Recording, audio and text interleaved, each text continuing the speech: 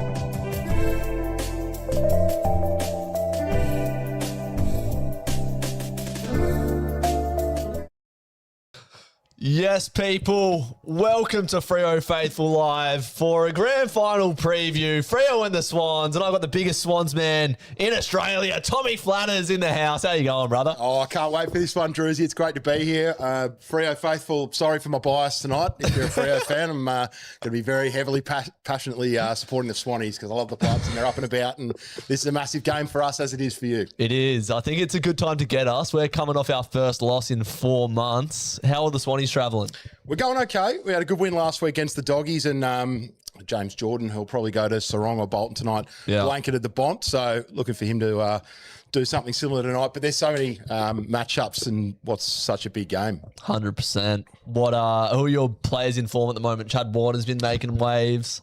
Obviously, Heaney's probably a top 2 player in the competition, but who's in form right now? Yeah, Chad, Haynes, Errol, Lizard, Big Brody Grundy going up against Luke Jackson's going to be massive. So all those guys are going to be key. Papley coming back into the sides, obviously a massive one for us as well. Gives us so much in that forward half. And hopefully the boys can get up and about and buzzing through your back 50 and create a lot of scoring chances. 100%. Well, the Dockers, before last week, I would have come into this with a lot of confidence, but 5-day break, your arch rivals GWS gave us a pounding last week. They beat us in our own game as well, Tommy. They were the first to the sort of second ball, if that makes sense. They were winning the clearance, but a strength of ours this year has been that post-clearance ball, like being able to compete once it gets outside, and we were a bit off it last week. So it's a bit cold up there in Canberra, and the Giants play that ground traditionally very well. Yeah. So it's a tough assignment going there. Yeah, but they had half their VFL side in. But anyway, we haven't lost at Optus this year. You beat us twice last year. So how are you seeing this game going? Yeah, well, last year was a belter, wasn't it? Both teams weren't quite at their absolute best, but the Swannies ran you guys down in the end. It was Riley Bice with that running goal, and then Joel Amarty clunked one and were put through the set shot late in the day to give us the win. Neither of those two playing tonight, though, and we've got a few significant outs as well at our end. So missing 4 of our top 7 goal scorers this year with no Amarty, no McDonald, no Roses, no McInerney. Wow, I didn't even realise that. Yeah, so we're a little bit short in the forward half, but as I said, we bring Papley back, which is just a massive in for us. Yeah, well, McInerney was in all Australian form, wasn't he? Yeah, he's a massive out, so we've been missing Juz for the last little bit, but Errol kind of came back in at the same time, so they were able to sort of swap roles, I guess. For like, I suppose. We got a few people in the chat. Shout outs to Meme Number, Taj Scott, Daniel Turner Carlisle, and Hayden Flett. The game starts in about 8 minutes. Shout out to Perseon in the chat as well. Make sure to share it with a mate. If you're watching at home, tune in for a bit of fun. What are you predicting for this one? Well, it could go either way very easily. It's a coin flip of a game. It's going to be heavily dependent, I reckon, on the back sixes of each team, who's going to be the least leaky.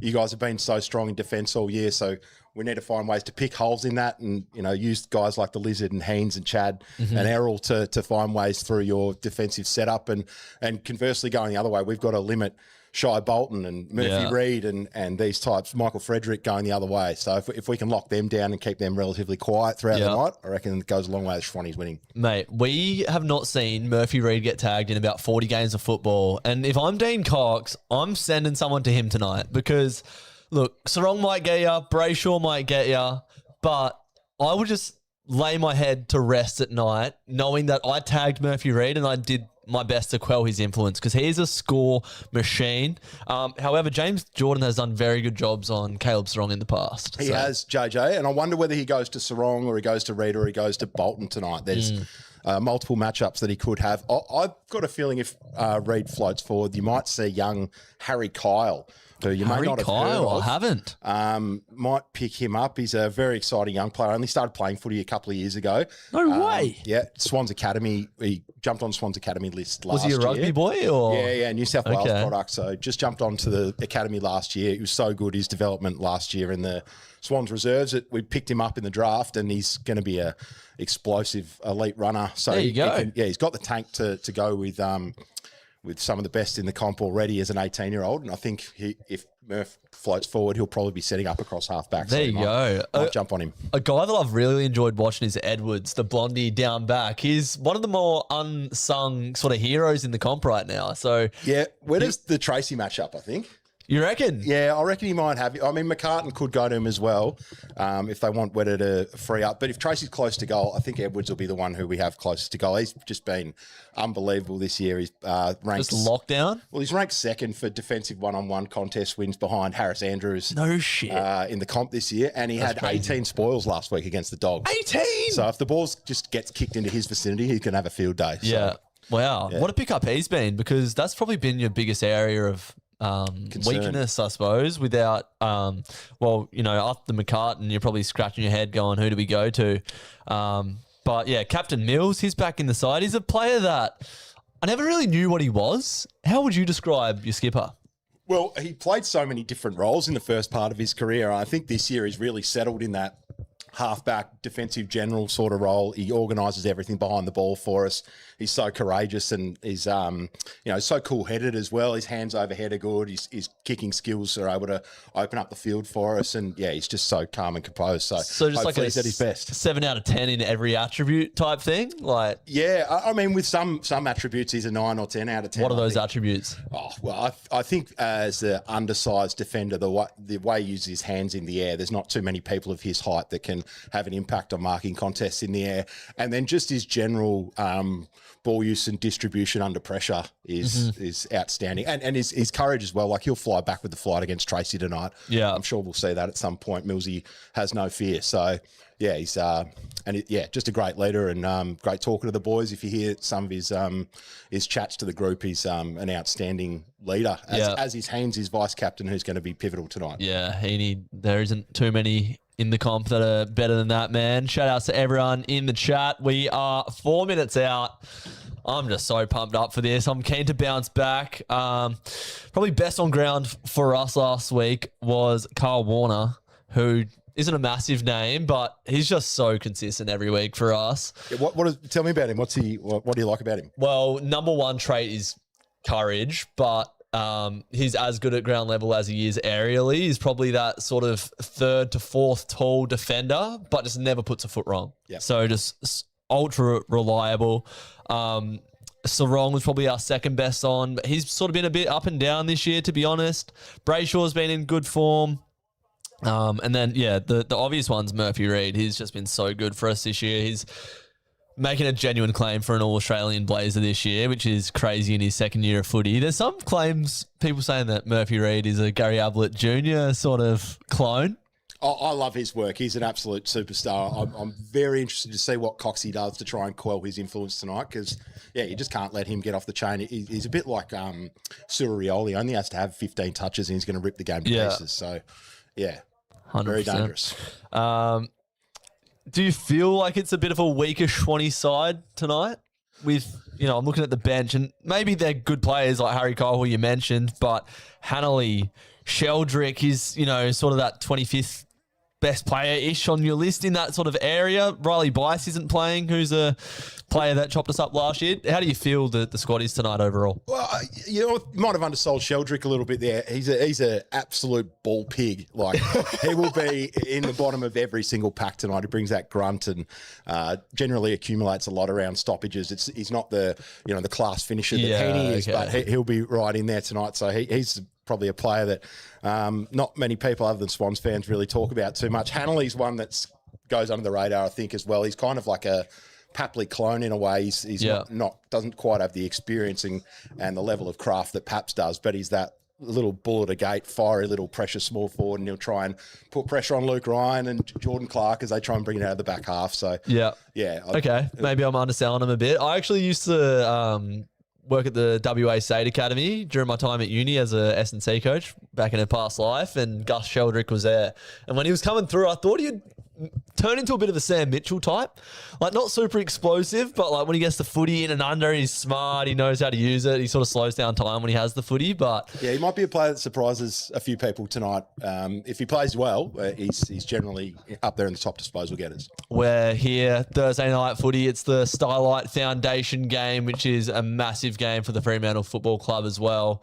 Front and centre tonight is a cancer survivor, I believe, a young fella who's doing the coin toss. Wasn't the best coin toss I've ever seen. It might have even got lost in the poor fella's seat.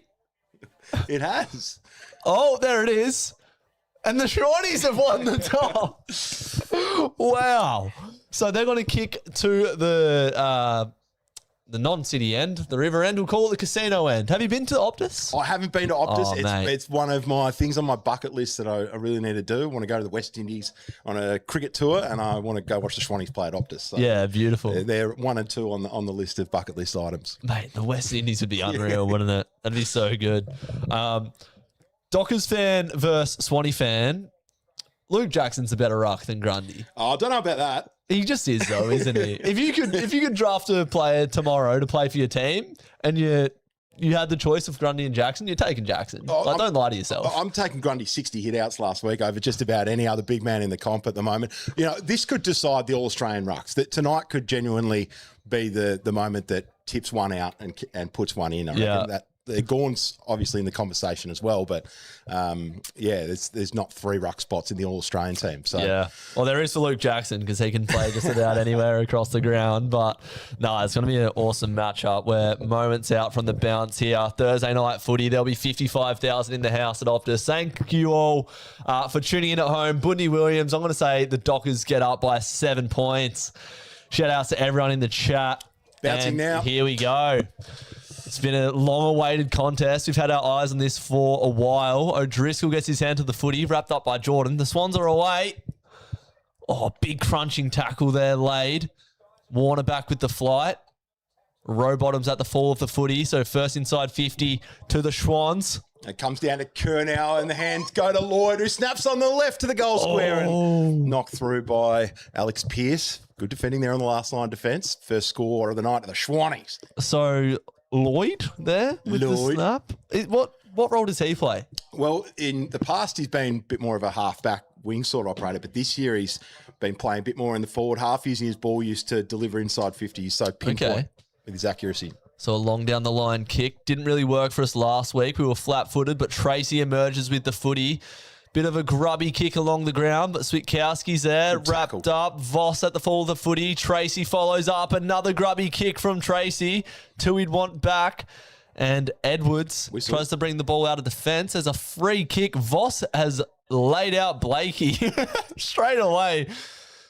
Voss is a player that you love to have on your team, but how do you like him? I do like him. He's got great energy about him. I heard during the day, though, Tim Gossage said he might be carrying a calf injury into tonight's match. Yeah, there was murmurs that he wouldn't get up, but here he is. Grundy v. Jackson there. Curnow won that, knocked it up to half forward, and Pearce couldn't reel in the mark, so it lets in McLean, gives off to Heaney from 60, low dart inside 50. Papley, the man on return, has taken the mark, 15 metres out, slide angle, and he'll line for the first shot of the night for the Swanies. This is right in front of the Andrew Cox membership pocket as well. Pearce went in a little bit pussyfooted there, didn't he? He got a little bit worried out of it by McLean, didn't he? Sort of worked under it, and then the Swans just, Papley's not going to make any mistake of that. That's the first of the day to Papley. He's up and about. I'm not. Oh, the Swanies, what a start. Tommy Papley, the man back in the team after a long layoff. It's been about 6 or 7 weeks since he played his last game. Great for him to get a goal early and get buzzing around in that forward line. Swanies need that. So he's been out for close to 2 months. Yeah, he's been out for a while. So it's a massive boost bringing him back into the team tonight, especially considering, as I said before, we're missing 4 of our top 7 goal kickers this year with those outs that I mentioned before the game. So Paps is massive tonight. And just saw McLean playing defensive forward role on Pearce. That's going to be critical tonight, bringing the ball to ground. Yeah. He was playing back shoulder then. Like, really, Pearce probably could have done better to take it out in front. The biggest way to beat Freo is to just get territory because, when we keep it in our front half, we lock down the ground very well. And, you got out the back there. So first blood goes to the Bloods. Heaney wins it out of the middle again, but a throw is found by the umpire. Don't know about that. Chad doesn't know about that either. Do you reckon Chad knows about real estate in Perth? Do you think he's eyeing up a return home to WA? I saw he's got a property there, but everything I've heard out of the Swannies at the moment is that's strictly for investment only. Yeah, it's a good place to invest in property, Perth. 97% growth in the last 5 years. Here's O'Driscoll. Blakey wins it. Oh, come on. That's deliberate. Come on now. What the fuck is that? We get pinned for that every bloody time, Flanners. Rush behind. Mate, Haynes one last week was more inconspicuous than that, but oh well. You win some, you lose more. Blakey to Roberts to Warner and into the middle to Jordan. Hands it off. Running on the burst and delivering a slicer inside forward 50 was Kyle. Couldn't find Curnow. Ball hit the deck. Cox wrapped up. Going to have a stoppage. Yeah, that's dangerous. You do not want Nick Blakey running through the middle of the field unopposed. That is how you lose games of football. So inside 50 stoppage. Grundy gets his hands to it. Ryan gets wrapped up by Gordon over the boundary line for a throw-in. Good pressure early from the Swannies. Keep it inside the forward half, which, as you said, that's not what Freo want. Yeah. Territory. Yeah. Well, I think both games we've lost, we've like been dominated in deep entries, like just that stat of, inside 25 type thing. So, yeah, it's no surprise that getting closer to your goals gives you more goals. Shout outs to the playlist guy in the chat. Clearly a deliberate behind, says meme number. Grundy out of the ruck. Yeah, Jackson would have kicked that. Johnson wins it at ground level. Oh, it's a grubby kick from O'Driscoll. The bounce will work, though. Who's back shoulder? Voss is there. Can't quite get there, but a free kick for Freo paid again. The second one I haven't really seen. And Vossi just being obnoxious. Stabs a kick in the corridor over the head of Johnson. Oh, Vossi, what was that? Go, Haynes. No, man. We're not going to fucking lose like this, are we? We're not just going to turn the ball over in our defensive half like last week, are we? Swannies forward pressure, front half turnover game. Man, that was a free kick. There was no pressure on that. We're just inviting the pressure with that one. I'm sure you're a good team at that, but fuck, we didn't need to invite that pressure. Set up the zone nicely and didn't give Boss too much to kick through. Yeah, take the credit. Chatty Warner, back on home soil. He would love this one in front of this WA crowd, and he's pushed it out to the right. Not his best effort. One behind. Almost landed in his investment property, that one. That was nowhere near the goals. Very good. So let's see how we can transition the ball. We're typically a team that just goes long down the line, Flanders. We do this a lot, and then we just compete at ground level. There's Tracy, gets his mitts to it. He can't grab it. Jackson does. Handballs to O'Meara. He's in for his first game of the year, O'Meara. Johnson wrapped up holding the ball. It's all Swans so far in the first 5 minutes of play. Matty Roberts, been a good player. He's improved his attack on the ball and attack on the man in the last couple of years, as well as getting the metres gained that he usually does every week. Long ball from Cunningham up towards the talls. Curnow makes a contest, brings it to ground. Roberts in there again. Heaney traps it, hands it back to Cleary. Cleary's got Goulden. Goulden time and space. Not too much, though. He has to get it on the boot. Left footer high up to the top of the square. Flying is McLean. Oh, big spoil from the Moose. I remember you telling me in Adelaide you used to call footy, and now it's coming back to me. You're a caller. Yeah, I haven't done it for a little while, but it's nice to be back in the box with you. Do you feel the itch you want to scratch getting back into calling it all, or are you happy with what you're doing? I'd love to get back to it at some stage. It's a massive passion of mine. Did a lot of time in the Northern Footy League and in the VAFA, and I'd love to get a commercial contract if anyone's listening. Papley to Grundy. Snaps around the corner. Out to the left. Squandering a couple of opportunities here early, the Swannies. Yes, 1 goal, 3. Freo haven't really had a clean look at it. Our only score coming from a rush behind. O'Driscoll looking for the switch kick, not rewarded. Warner goes long to that contest once again. It hasn't really been working for us. Can we hunt at ground level? Again, a little bit flat-footed. Chad Warner gets the handball up in space. Roberts delivers it inside 50. Playing back shoulder is Curnow. And it just looked like it was going to land in his bread basket. The whole fight there, didn't it? Worked it to perfection. It was kicked to his advantage nicely by Robbo. He's just sat it over the back of the contest, and Charlie, as we were talking about back shoulder, was able to manoeuvre his opponent out of the way and take the grab in the pocket. Can he convert, though? He's been pretty good from this position for the majority of the year. 45 goals, second in the Coleman. He'll level up with Ben King if this one goes through. On the right foot, round the corner. He's missed as well. Let us off. 1-4 for the Swannies. He's sort of caught under the radar. I feel like the Swans may be a bit like...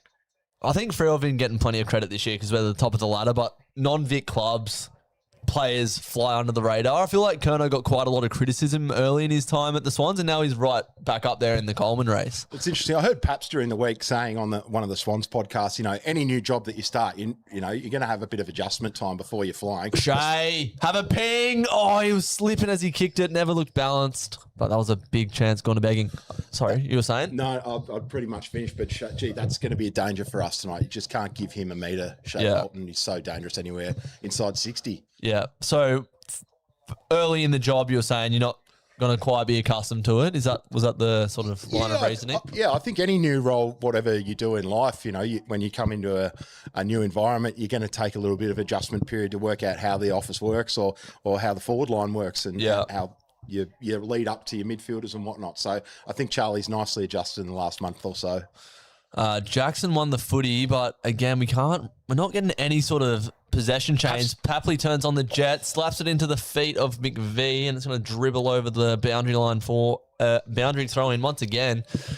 We got no clean footy at the moment. The pressure you're bringing has been immense so far.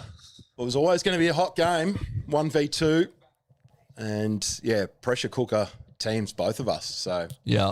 It's going to be that way all night. Who's going to break first? We do play a similar brand, I reckon. I think your ball movement is probably a little bit better. We're probably better at getting our hands to the footy first, but in terms of pressure game, definitely a similar front half style of play, pack forms. Sheldrick wrapped up by Sarong. Great pressure from our vice skipper, and Jordan Clark drives the footy out. Takes 2 bounds in defensive 50. A bit of Nick Blakey about that if I've ever seen it. Jono gives it to Switkowski. Gets the handball back up to Clark, who continues his run. He spreads it out wide to Tracy. Can't take the mark. Gathers on the second attempt. Spears it to Bolton. It's the third kick that Tracy's delivered inside 50 that's amounted to nothing, Flanners. But good signs there with Clark taking the game on. As you said, such a weapon, Blakey, for us, and Clark doing a similar thing at your defensive end. He's going to be one that we have to watch all night.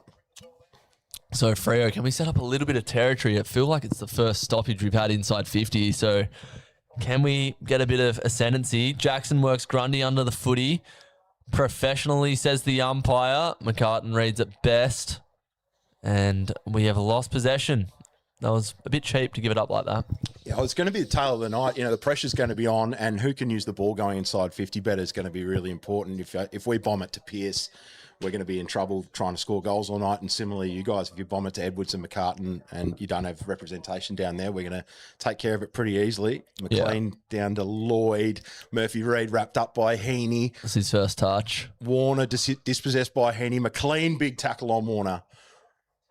Ball up. Yeah, that was a bit of a Billy Frampton on my check number there. Just sort of a bit of an awkward one. But again, Carl Warner will put his head where most people won't put their hand. Grundy with a big spike forward. That was great ruck craft from him to Lloyd. Bit of territory here. Curnow held by Cox. Umpire didn't pay it. And Lloyd's there again. So he's been getting busy. Spoiled by Clark, but it was probably a mark paid beforehand. So Goulden's going to have a delivery here, you'd expect.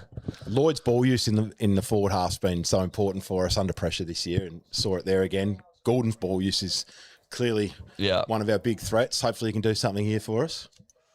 Wheels around on that left foot for about 70. Little dummy, and then goes on the right, chips into the pocket. Charlie crashes the pack, and Warner's a bit sore after that. He is. And Curnow's getting into Chapman as he's trying to assist Warner up. Oh, bit of umpire on Isaac Heaney action here. Oh, yes, it is. They don't like that, do they? At least that was one where he sort of fallen over. It wasn't one where he, he wasn't a brain of Maynard by any means. Lloyd's there again, man. High one up towards the top of the goal square, flying as McLean didn't time his jump properly.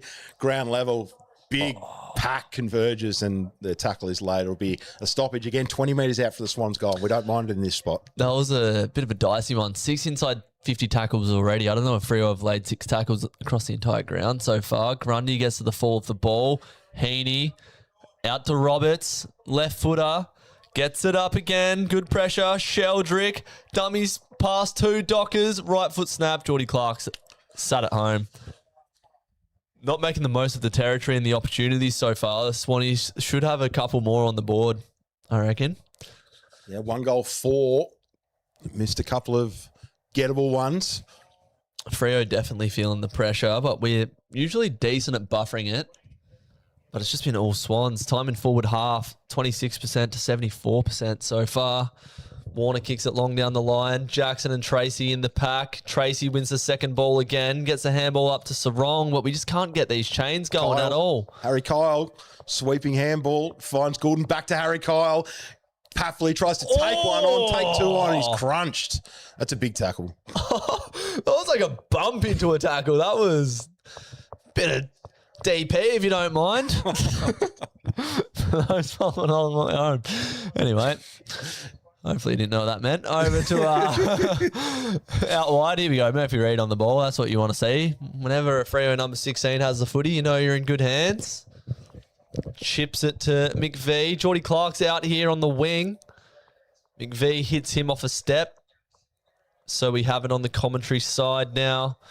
Geordie Clark, nothing he really likes short. He sends it wide and he finds a nice target in Brayshaw. Brayshaw's going to dink one forward. That's a good option to Switkowski. Blakey's on him.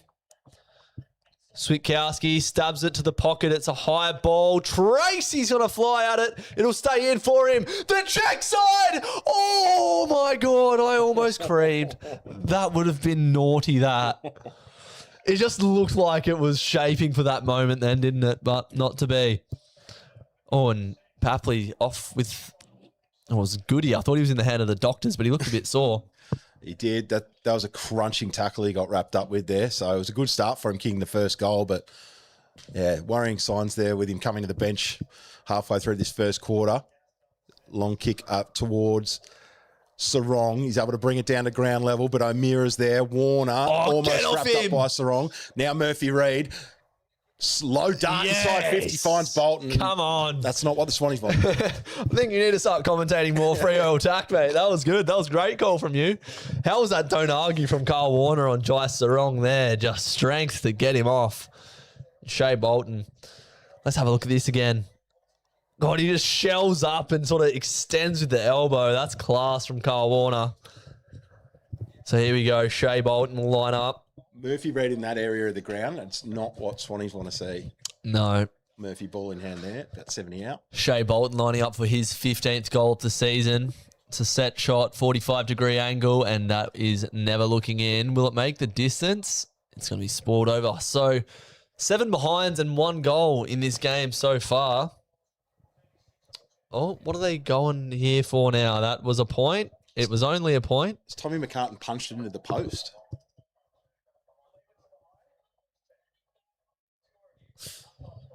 Looked a behind. Probably a better result if it is a boundary throw-in, potentially. I think the goalpost just sort of rattled from the players jumping into it more than anything. Like, these angles just do fuck all, don't they? Mate, get a hot spot. Like, yeah. You know, cricket, you got the hot spot and the snicko. Like, get that technology or just abandon it. Is that just like a small mic next to the wicket, the snicko? Yeah. Got the mic built into the middle stump. So anything, you know, that catches any of the stumps or the edge of the bat, it shows up on snicko. Easy as that. Get it involved. Solving global politics here with Tommy Flatters. Probably the biggest talking point in Australia right now is the ARC. It's just continues to not deliver. It's not having a great year, is it? No. Swannies go up the line. Spoil over the top from Cox. Yeah, Cox had a bit of a shocker last time we played just here. That's when Amadi just threw him out of the way and kicked the sealer. That was a day we'd want to forget. If we had have won that game, we would have been in the top 4 at the end of the season. But not to be. Boundary throw in. Mason Cox back into the team. So the 2 ICs in the ruck go at it. Rowbottom gets the clearing kick. It's a high up and under into the middle of the ground. Geordie Clark doing his best to pressure the Swans attacker, but the Swans are out. Goal side. Curnow gets the handball up. Cleary now, handball back to Warner. He lost his footing. And now O'Driscoll breaks the tackle. He's able to hand it off to Frederick. Slicing little ball up towards the wing. He's out of bounds on the foot. There's so many Swans players and I'm genuinely like, who are these fellas? No disrespect, but it's just like I genuinely don't know him. We do go under the radar a little bit, the Schwannies. Yeah. So Cleary's the bold fella. Yeah, Cleary's the bald fella. So he had slightly longer, darker hair last year, and this year he's gone the full nude nut, shaved it off. And Big Cox, he takes a big mark over Curnow. Cox in defence, and it's the Mason variety. He sends it out wide to Murphy Reid. So Bruce getting a bit of the footy. Opts not to give the handball receive to Geordie Clark there. I don't ever question Murphy Reid because he's a prodigy, but I probably would have given the handball receive to Geordie Clark personally. Looks like, that's got to be 50, man. He's tried to drag him around. It doesn't matter. He's come through the fucking line of the kick. You see people that are 4 metres away not impeding the kick get done for less than that. You got to go around for mine. Tracy spears it in. That's 50 every day of the week. That's out. That went out. That did go out. That's a 50. Come on now. Like, if you run over the man, like between the man and the mark and the bloke kicking it, doesn't matter. If it's 50. If it was one of your blokes tagging one of our blokes, so you would be saying play on, I would have thought. No, I reckon that. Well, I've seen so much less given this year. So anyway, I digress. Mason Cox just palms it through. What is that? Not Ruckcraft you want to see. Having a solid year, Mason Cox. Look, but you know, if you get it in there enough, you can win by punching points. Yeah. Well, we've had one goal so far. So Gordon's got it. So two of our blokes got to stand on the mark, but Errol Gordon can fucking run in front of the kicker and say, how you going? He's a saint, Errol. He's a saint. He's a Schwan. He's an angel. And he delivers nicely to Hanley, who takes the mark about 80 metres out for a defensive goal. His first real significant involvement of the night. He's kicked Frederick. it poorly to Chad, who slipped over. Frederick did well, gave it back to O'Meara. And now Ryan hands it to O'Driscoll. Corridor kick. Erasmus back with the flight. He's good at that. Brayshaw screaming for the footy on the half-forward flank. Opts to go wider, 2-on-1. Brayshaw not happy with that. Change the angle up there and give it to Bray. Potentially could have had a shot on goal. 5 minutes remain in the quarter, and Dockers still scoreless. Time in forward half in the last 10 minutes has sort of flipped. Although in the first sort of 8 minutes of the play, it was all Schwannies. But forward stoppage here for the Dockers. No one gets a hand to that one. Can we bring the pressure inside 50? It's been lacking. McLean gets the handball to Edwards. And who's bringing pressure to the ball carrier? Brayshaw spins out of a tackle. O'Driscoll does well to put his head over it. The handball up, cut off by Golden, and it gets out by Rowbottom. Sends it in the Hamling direction, who's playing forward, the former Docker. Lloyd wins the footy at ground level. Clark wins it back. You can feel the pressures lifting here. Dudley hasn't had the footy all day. Whoa. Slips, wrapped up. Holding the ball is the call. This game's just gone up a gear, Flanners. James Rowbottom, always hard at the man, and another holding the ball free kick there for his career tally. Good mark. out. Back on the ground, Paps, and he's off and running after taking that mark. He's got Charlie deep in the goal square. He flies, almost clunks it. Good effort by Pearce to just get a hand in there, bring it to ground. But Ryan is gone. Chatty Warner's got him cold. Great tackle, Chad. Luke Ryan is filthy at that one. He had a bit of a shaky game in defence last week, Luke Ryan. Plenty of turnovers in defensive 50 lately for him. Here goes to Chad. Round the corner on the right boot. It's a little bit short. And Luke Ryan's going to let him know about that one. Oh, he will. You got to kick those. Wait, what? Oh, he's gone over the mark. Oh, no, he's tapped his head.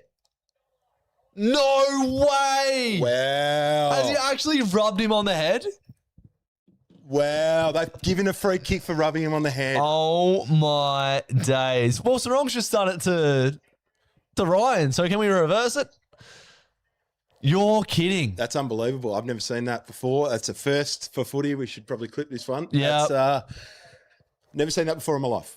No. I feel like the more technology gets brought into the game, the more these new rules get brought in as well. And the umpire signalled one of these ones. And Charlie kicks the goal. Great start for the Schwannies here. Missed a few opportunities, my but God. they've got 2 goals now, and it's probably deserved the lead, I would have thought. But, yeah, that goals come from an interesting place. Imagine if Charlie Curnow wins the Coleman this year from one of these ones that he had no involvement in. So Luke Ryan, I've called. He will go let him know about it. And what's he done? Oh, he's rubbed him on the head. Oh my Johnny's milked God! Look at Johnny laughing about it. Is this what we want this sport to be? I don't think so. But look, at this moment in time, 1v2, I'm taking every goal we can get. But yeah, that's probably not how we want to see the game be adjudicated. Fuck's sake, Luke Ryan. It is a rule. I reckon like 90% of people at Optus have no idea what's happened there. Yep. Cox wins the tap, but it's Rowbottom that gets his hands on the footy first. Cox follows up with a good tackle. Bit of a sling, gets away with it. Blakey off half back, gets it to Rowbottom. Bit of a grubby kick inside 50. Papley can't get his hands to it, but it's the Swans at the second Well and done. third and fourth footy at the moment. Rowbottom, Go. Hamling, Stop it. Papley, snap. Oh, Gee, Lloyd's been dangerous every time he's he touched the ball. has. Another opportunity gone begging there for the Swannies. Could have opened up a solid lead here in this first quarter, but just 13 points. A Richmond player did the head rub last week, and I don't think it got picked up. And they were speaking about it on AFL 360 this week, how it didn't get picked up and how the umpires needed to crack down on it. So it was obviously one that the umpires are keeping an eye on. O'Driscoll runs through the middle of the ground. Handball to Johnson. He just shut bricks late. And we've just been a little bit scared. A little bit tentative, Tommy. Get there, Shay. Oh, weren't tentative there. Shea Bolton, he goes up big and crunches Tommy McCartan. And then the Switter. ball flicked out to Bolton. He might get crunched here in a minute, but he gets the hands away to Frederick, tries to get away from Cunningham. Loopy handball to Grundy. Goulden's got a step to use his left boot and bouncing it up towards half forward. It gets out the back. Papley, can he pick it up? He's got Ryan on his hammer. Sockers it off the ground inside 50. Pearce picks it up. He's got a bit of time and space to be calm and hand it off to Sarong. And then Sarong, a big sweeping handball out wide, and here goes O'Driscoll on the left. Noddy out to the wing, a bit of a grubby kick. Nothing's been clean this quarter for Freo. We've been kept scoreless. I can't remember the last time we were scoreless. It might have been against Gold Coast a couple of weeks ago, to be fair. Alex Pearce intercepts well. O'Driscoll's had a great start to this game. He goes the corridor kick again, finds Switkowski, tries to play on. Hamling smart on the mark there. Switter looking for options inboard. Sarong off the Caleb variety, kicks it to the big Texan. He can't grab it. Grundy. And Grundy just sweeps up. They've just got an answer for everything at the moment. Tracy with another turnover. Dudley, how do you deliver the kick? Sends it to the top of the goal square. Jai, to your feet. Oh my God, How Dane the fuck has Rampy! he missed that? Dane Rampy! That was a free kick to the Swans. What do you want about? Oh, I think Jai might have dragged down the Swans player. Oh, I wish that was play on because that was one of the best bits of play, defensive bits of play you'll ever see by Dane Rampy there. That was unbelievable. Jai Amos hasn't touched it all game and then misses one from 3 metres out directly in front of goal. Is he one of those guys when the heat's on that you kind of... Tell you what, in big games, he usually plays well. There's games where he goes missing, but you look back at some of our big games like the Hawthorn game earlier in the year or the Bulldogs game end of last year, needed to win to make finals. He stood up in big moments like that. But definitely a confidence player that can go down on form and goes a bit insular. Heaney got it to Papley and Rowbottom short inside 50 mark. Tommy Hanley, he's a pretty sharp shooter as well when he gets his opportunities generally, Hannah's. I'm not happy about it. A sharpshooter, you reckon? Yeah, he's generally pretty solid here. He's a bit of a Papley clone. As I say, he probably doesn't quite have the the experience and guile and craft at the level of Paps yet, but just in general forward pressure and sharpshooting terms, he's one of our better operators generally. Short fella, 21 years old. He's going to kick this one from 50. I think this will be his first game at Optus. How does he like the big sticks? It looks good off the boot. It looks very good. That's a goal. The Swans take a comfortable lead. They're up by a comfortable 3-goal margin. And the Dockers scoreless with 14 seconds remaining. This is not good. Well, it's just been pretty comprehensive from the Swans this whole quarter. They haven't really offered the Dockers many looks. The chances that you have had haven't been easy ones to score from. You've been able to get those 5 points on the board, but you've been under pressure every time you've been inside your forward half. And, the turnovers in your back 50 have allowed us to have a significant number of opportunities to score inside this first quarter. Bolton's had a couple of pop shots at it, but other than that, I can't really think of. Obviously, that Tracy one, but that was a check side from a tough area. So completely under pressure on the boundary. Yeah. So, as a Swans fan right now, you're pretty happy.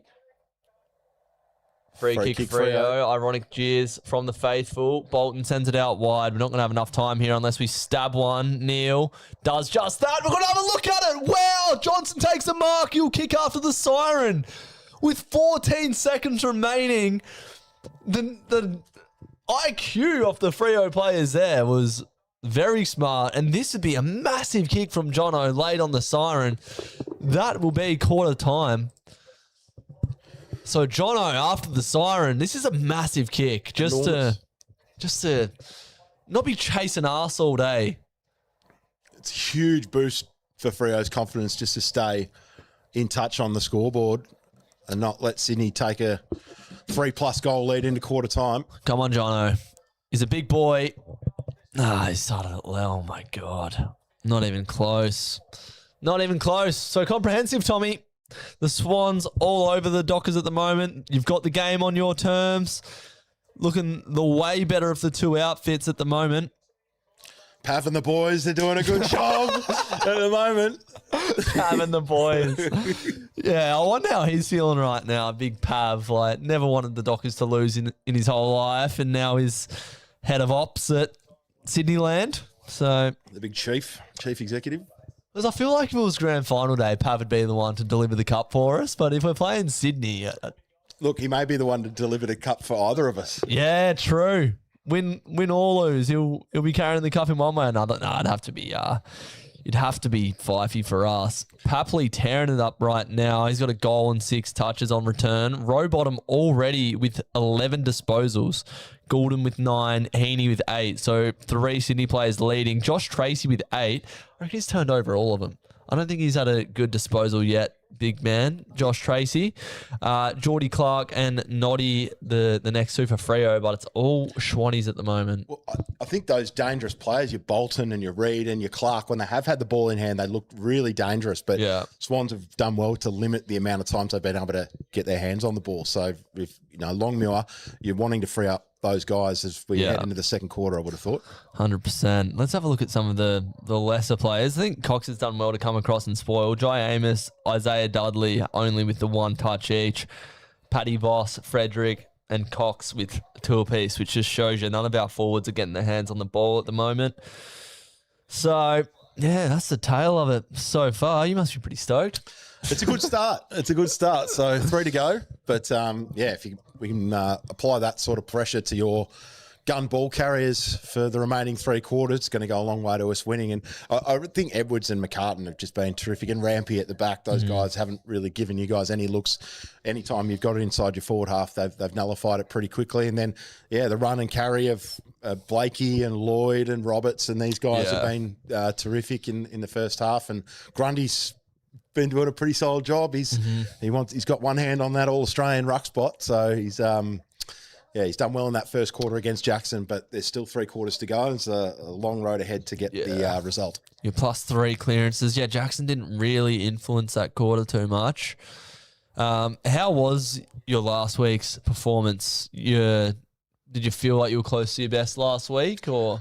We were starting to hum. We were starting to get back to top form. I mean, Jordan, who looks to be blanketing Sarong at the moment as well, did a great job on Bont, and that did a lot for us last week. And Will Edwards, as I mentioned in the pre-match, had 18 spoils. So anytime the ball came into the Dogs forward 50, he just belted it back out. They're without Sam Darcy, of course, and had to go Norton against our pretty tall back line. So they really struggled when the ball came in under pressure. Yeah, our form has continued on from last week. We were pretty poor you laid double our tackles that quarter, 21-10.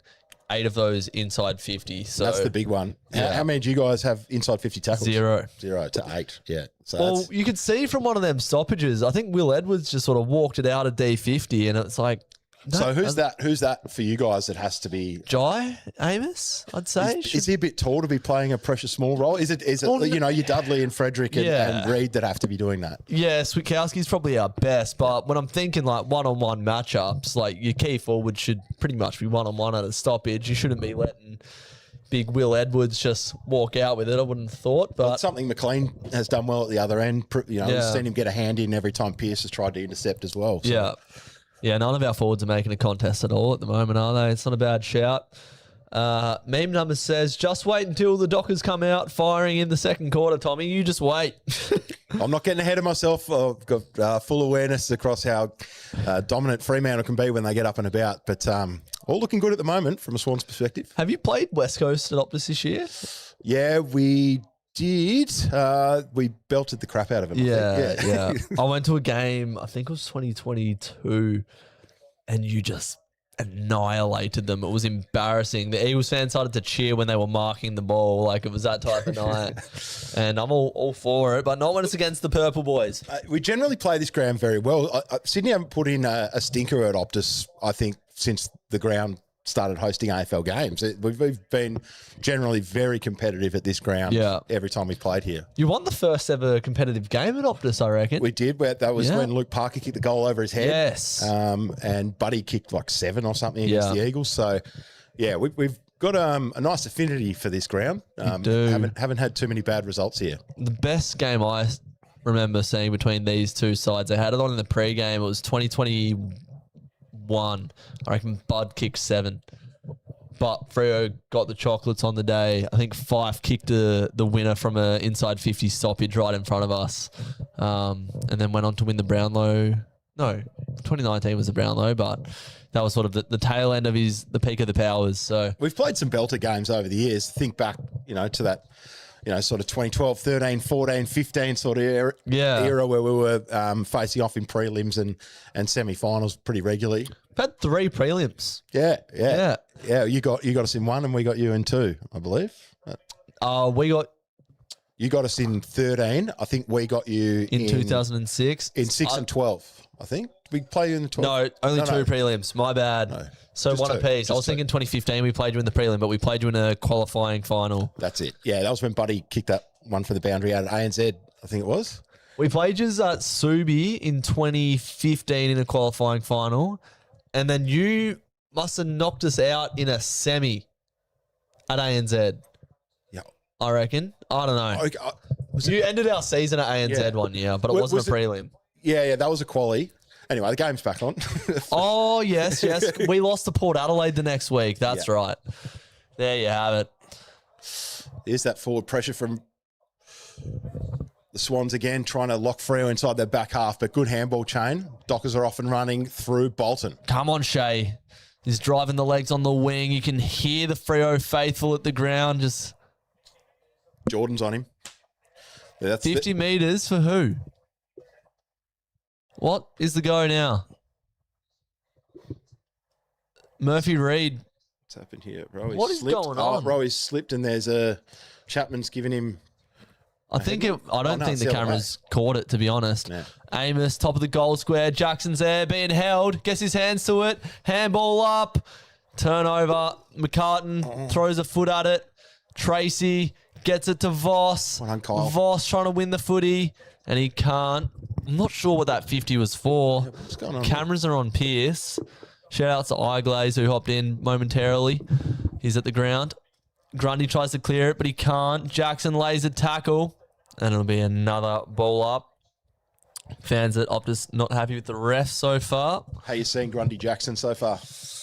I reckon Grundy's been able to get the better of him in the ruck just with his hands to the footy so far. Jackson got that hit out, but yeah, Jackson's been right around the ground. He just hasn't been able to deliver it to his teammates. Like, he's been getting his hands to marking contests, but just the polish isn't there at the moment. So we got a little bit of front half footy here. Voss laying another tackle. So we're getting those inside 50 tackle numbers up, finally. Yeah, Freo need to lift a gear, and it looks like they have in these opening minutes of the second quarter. Grundy and Jackson again. Deep in Freo's forward 50. Grundy wins the tap. Down to Bolton, wrapped up as soon as he took possession of it. What? On the ball. How the fuck is that holding the ball? That's just umpire going, there's been too many forward stoppages. We need the game to open up. How is that holding the ball? I guess he's adjudicated he didn't make an attempt to get rid of it, but gee, it was hot. Kyle goes long on the left. Flying was Curnow. Good fist out the back by Cox. Crunching through was Jai Sarong. Chapman's kick smothered, ball out of bounds. Erasmus copping that there. Jai Sarong, Caleb Sarong brothers. Yep. That's a good storyline here if we face each other on the last Saturday in September later in the year. No way is that a holding the ball just quietly. But yeah, Jai Sarong heavily linked to us, and then the Swannies just pinched him. 2-time Box Hill best and fairest. Well, both Jai and Caleb grew up as Swans fans. They did. And you could have taken Caleb Sarong if you're... Go the Chad. You're out here. Bouncing ball up to Papley. Oh, he dummies around one, goes short. He's just overshot it to Curnow. Probably could have clunked that one anyway, Curnow, but he didn't. Cox out to Warner. Frederick under pressure. Papley loses his feet. Frederick so clean in a tight space there, and he's done it nicely. Freo are out. Erasmus to Switkowski. The quick man gets there, has nothing on, just has to grub a kick, and it is a grubby kick. Turned over. Corridor areas with the handball. Heaney just steps through traffic like he's a pedestrian at a crosswalk. And it's going to be out for a boundary throw in. Pearce looking a little bit sore there. So we're going to have a stoppage. You can just hear the faithful just trying to wheel us on it. It's always the first one that's the hardest one to get, and it just relieves the pressure. But if we can see the next one, it's going to be chasing us all day long. The Chad comes out of the stoppage. McVee mops it up as always. The janitor, Murphy Reid, pushes up to the stoppage. McVee there once again to mop up as he does so well. Handball to Clark. Free kick for a trip on McVee, I believe. And KO has said, I'm off for a dart. You hate to see that. We'll get there. Apologies at home. Yep. It's one that you don't really get with any other streaming service. But I'm connected to the internet champion. Might have to get a little phone job going while here we go. No, we're back. Here we go. Hopefully Freo have kicked a goal by the time we've tuned back in. Don't go anywhere. It's loading now. We're back on. Yep, here we go. Straight back into the action. Just looking at a nice photo of Shea Bolton. And I don't think we missed too much, to be fair. So what have we missed? Where would you rather be than right here? Watching myself and Drewzy talk through 1v2 grand final preview potentially. So ball in the 50 for the Swans. Johnson weaves out of traffic. Chapman, Brayshaw, Geordie Clark, back to Johnson. Getting the handball game going. Ball. Erasmus wrapped up. That is holding the ball. Got to be ball. Umpires don't know what the rule is these days. He's thrown the ball after being tackled. That's what I mean, man. It's like the Shea Bolton one is holding the ball. This one, a chase down tackle where he throws the footy, is adjudicated play on. Makes no sense. Chad can't believe that. Ball thrown up. Grundy, front position. So Jackson got front position in the end. He worked his way there nicely. Followed up well. Got a little handball out towards Brayshaw. He knocked it onto Bolton. Bolton gets it back to Brayshaw. A bit of ticky-taka between those two. Smothered kick, and the Swans might be back out. Erasmus puts his head over it with courage. Switkowski tracks down Mills. Could be holding the ball. Murphy Reid chisels the kick into the pocket. They've called advantage. These umpires are fucking stupid. The Optus crowd are losing their collective minds at the moment. You can see the fans getting up out of their seats. You can see it there. All the fans getting up in arms. The Swans are out. Sarong holding the ball. That one's ball. And we will take advantage this time. Chapman driving the legs. Gets it up to Clark. The Dockers are taking the game on. Out wide to Frederick. We're taking the game on. Using the width. Stabbing the kick. Get there. Jackson's there. And he's dropped the World Cup. Oh, just the polish at the moment, Flanners. Well done, Grundy. Well done, Grundy.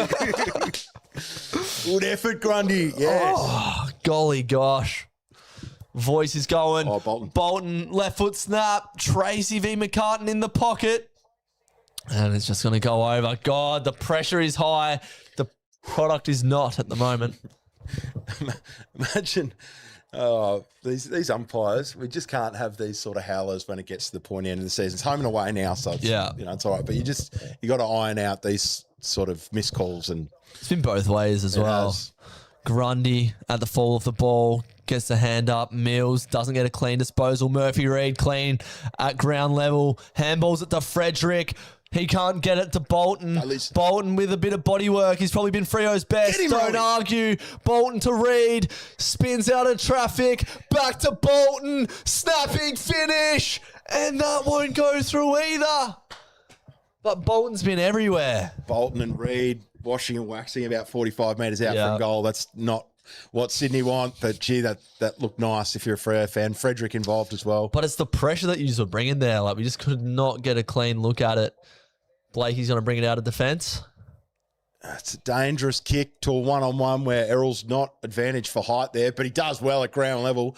Didn't have much support, though. Handed it straight back to Luke Ryan, and now here goes Clark, who's been busy in this first half.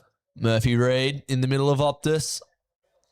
Take your pick where you want to kick it, son. He never makes the wrong decision. He stabs it to about 80 metres out from goal. Johnson has it. Gets the handball received back to Murphy Reid from 50. Stabs the kick in a dangerous area, but intercepted by Heaney, and the Swans are away. Didn't use it well on that occasion, Murphy Reid. Heaney launches it up the middle of the ground, but Alex Pearce, as he has done all year, is standing in the hole. It's just ping-ponging at the moment, isn't it? It's been a high-octane quarter. Murphy Reid has the footy again.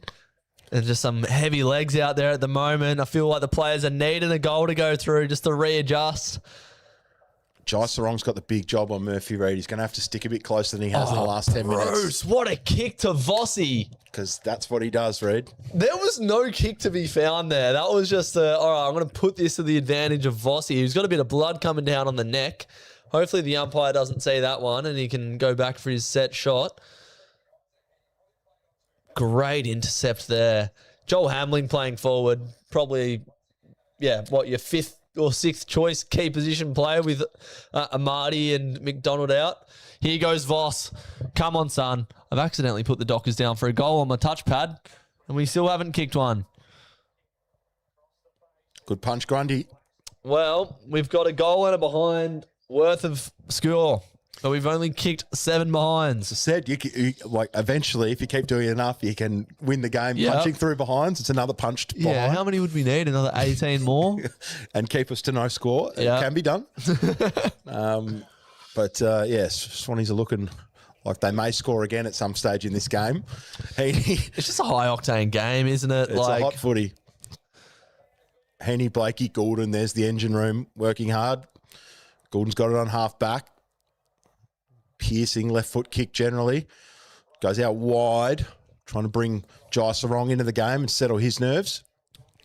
He's out on Brayshaw at the moment. Is he just an out-and-out winger, or does he play a bit of half-back? Yeah, defensive wing role, but the highlight for him has been the amount of kilometres he's been able to cover per game. He's in the elite category for, running up and back, Distance two-way running. covered, So as the game goes deeper, he becomes more effective with that two-way run.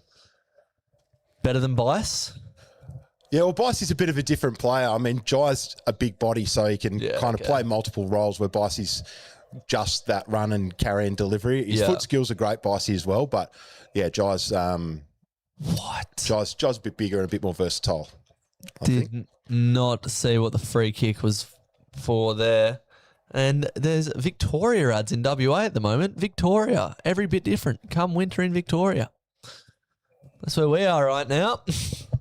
And fuck, it's been cold, Tommy. Oh, it's been freezing. It's nice in here, though. You got the heater on in here? It's No, just room temperature. Oh, beautiful, mate. Love it. Oh, that's got to be deliberate, isn't it? That'll get paid deliberate. That's a professional fumble if I've ever seen one. Well, they didn't pay the one that Lizard had in the first quarter, so I guess consistency is what they're going for with that adjudication. Consistently shit, this umpiring. Tell you what, that's a good kick to Neil Erasmus from Luke Ryan. So, Neil, halfway through this quarter, just about, and just an absolute chess match at the moment.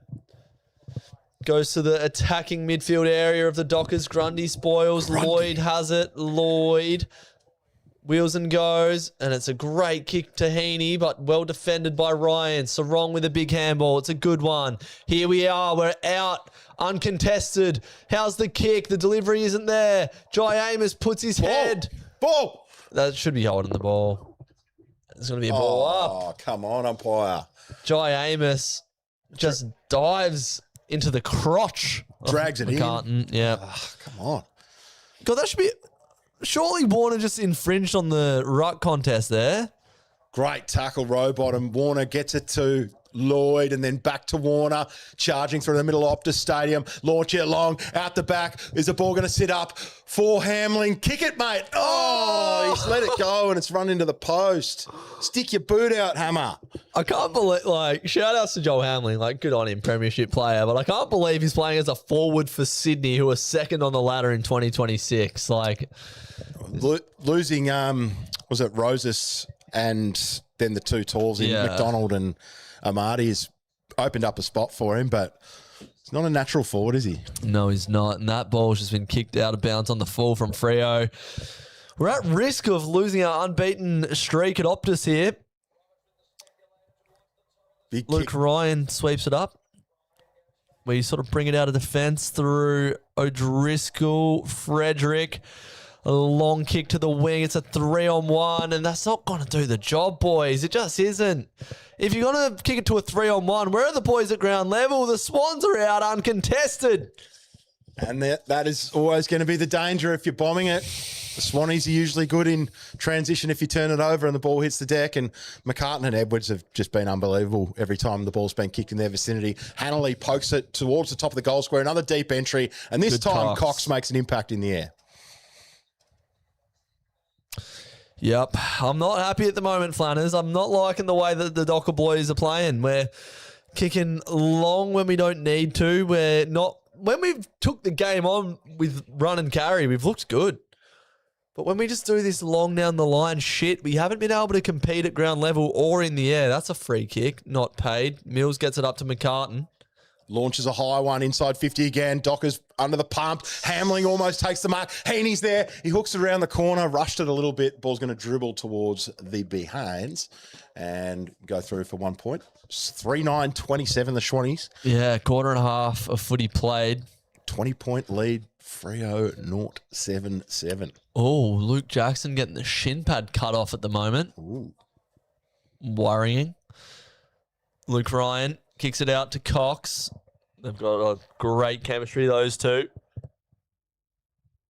So Cox at halfback. Freo with 40-odd minutes of footy played for no major score.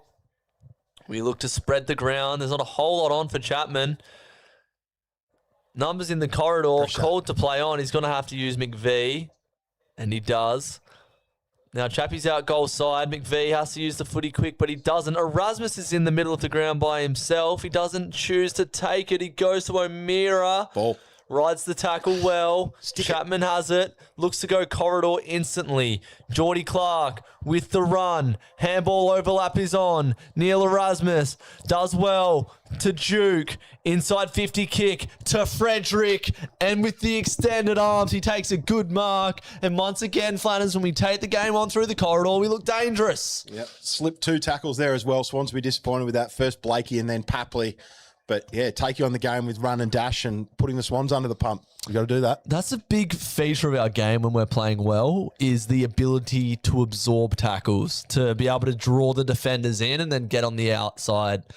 And we couldn't go the switch there, but it was slow ball movement to then move the footy through the corridor. Michael Frederick for Freo's first major. You're fucking joking me. Someone say yips.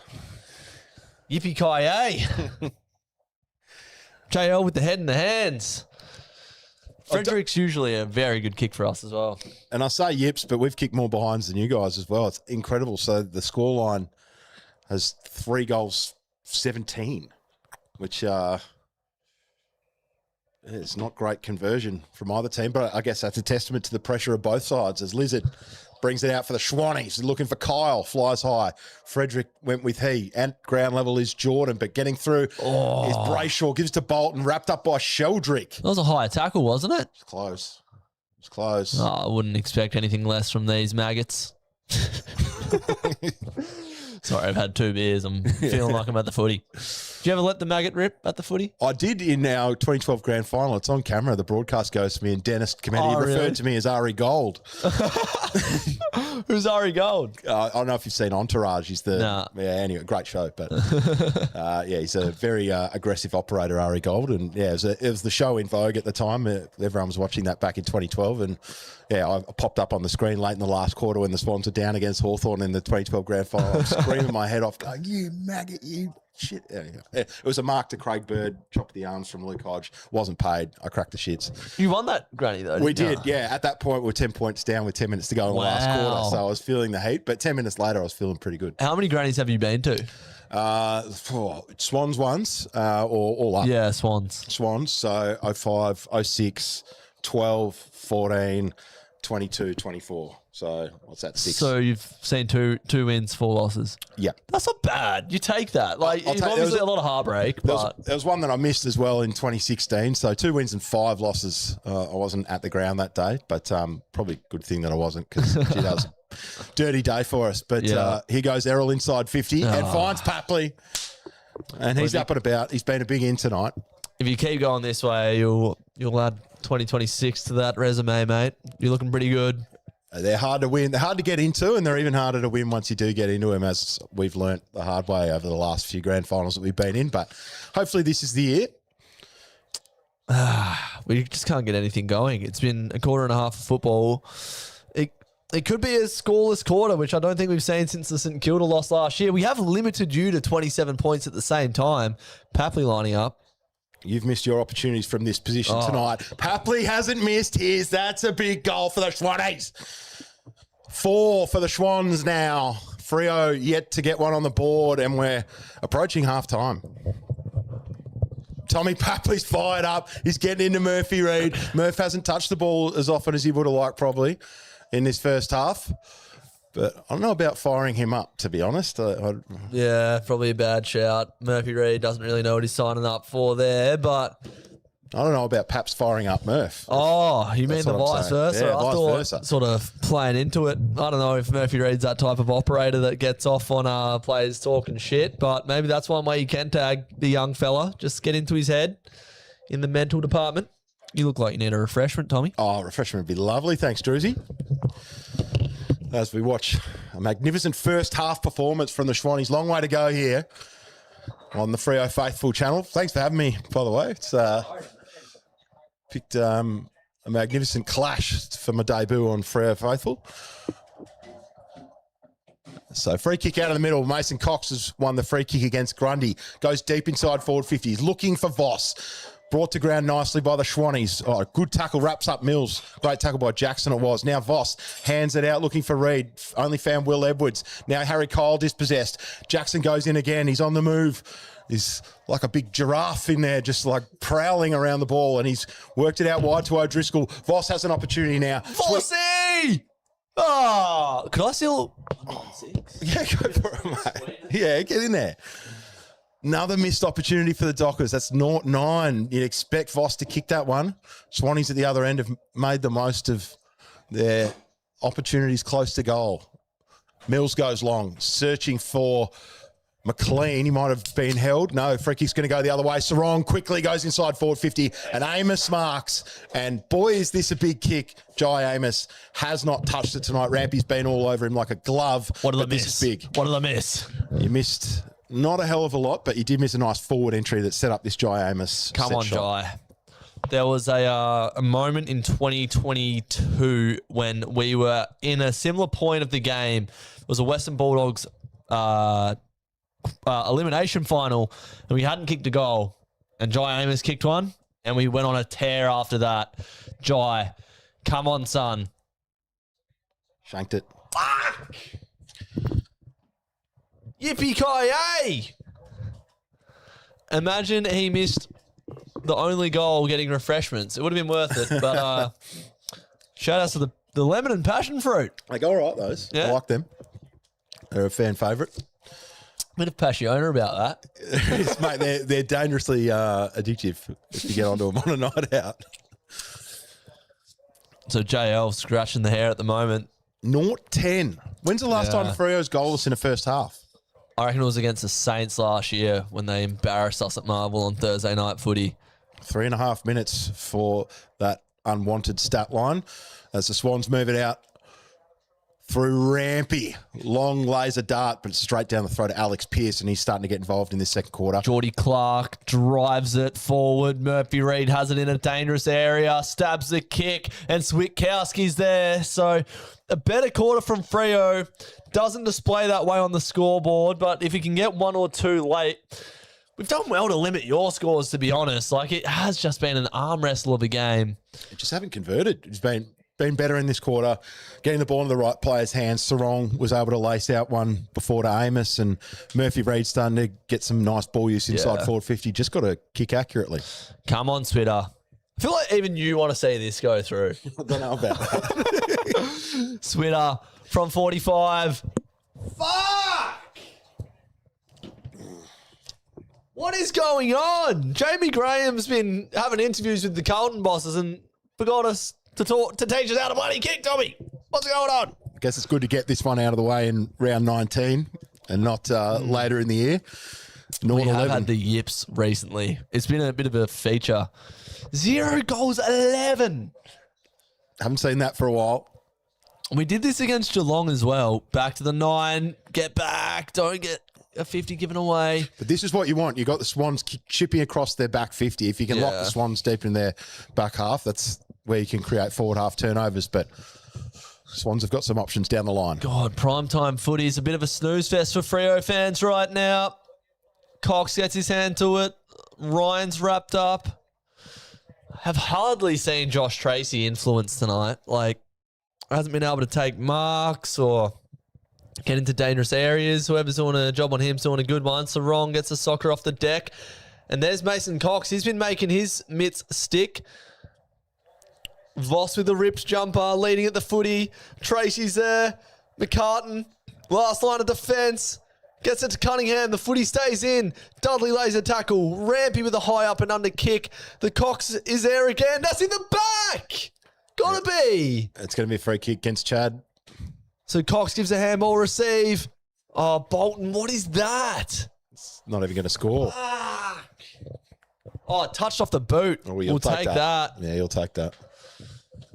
11-33. If you're into times tables, they've scored 3 times ours. Oh, JL has smashed his phone. Have we seen that before in the JL coaching era? Has he smashed phones before? Yeah, he's definitely got angry. I don't know. We've definitely seen that before. Paddy Voss with half of his shirt ripped off. He probably did that to himself on the bench, to be honest, just to get the chest out.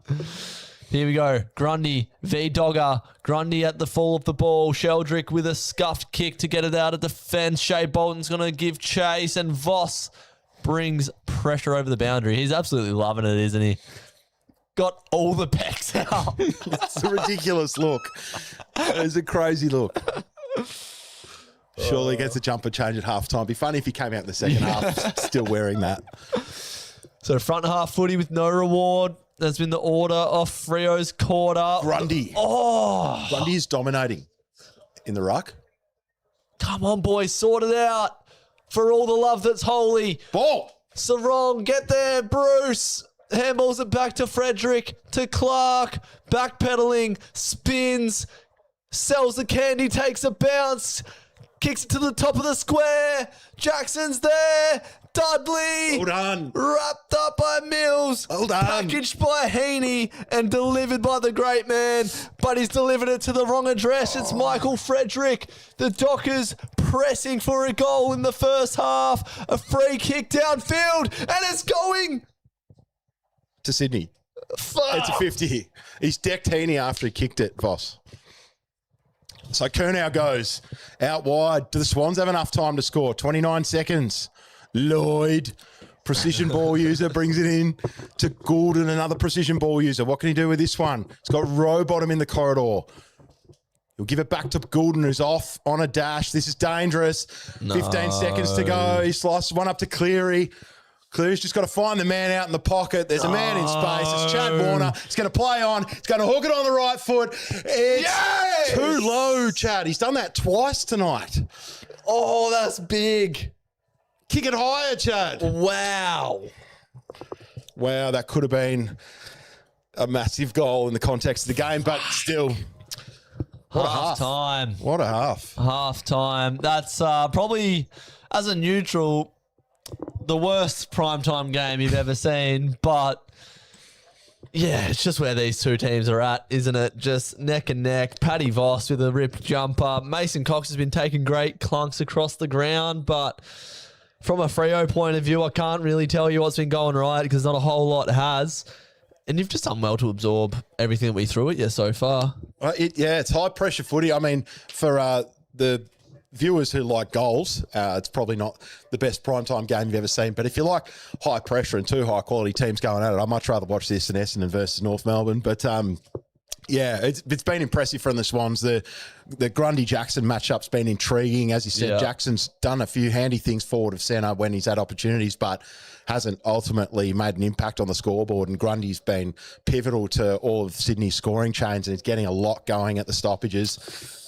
He probably has had the better of the ruck battle so far, hasn't he? And at the back, Edwards and McCartan and Rampy are doing a really solid job on your three key tools. And Swans' pressure around the ball's been good and had good opportunities to convert, and Papley's done well when he's had those opportunities. He's kicked two. So Freo trail by 4 goals. Well, 22 points, but 4 goals, whatever way you spin it.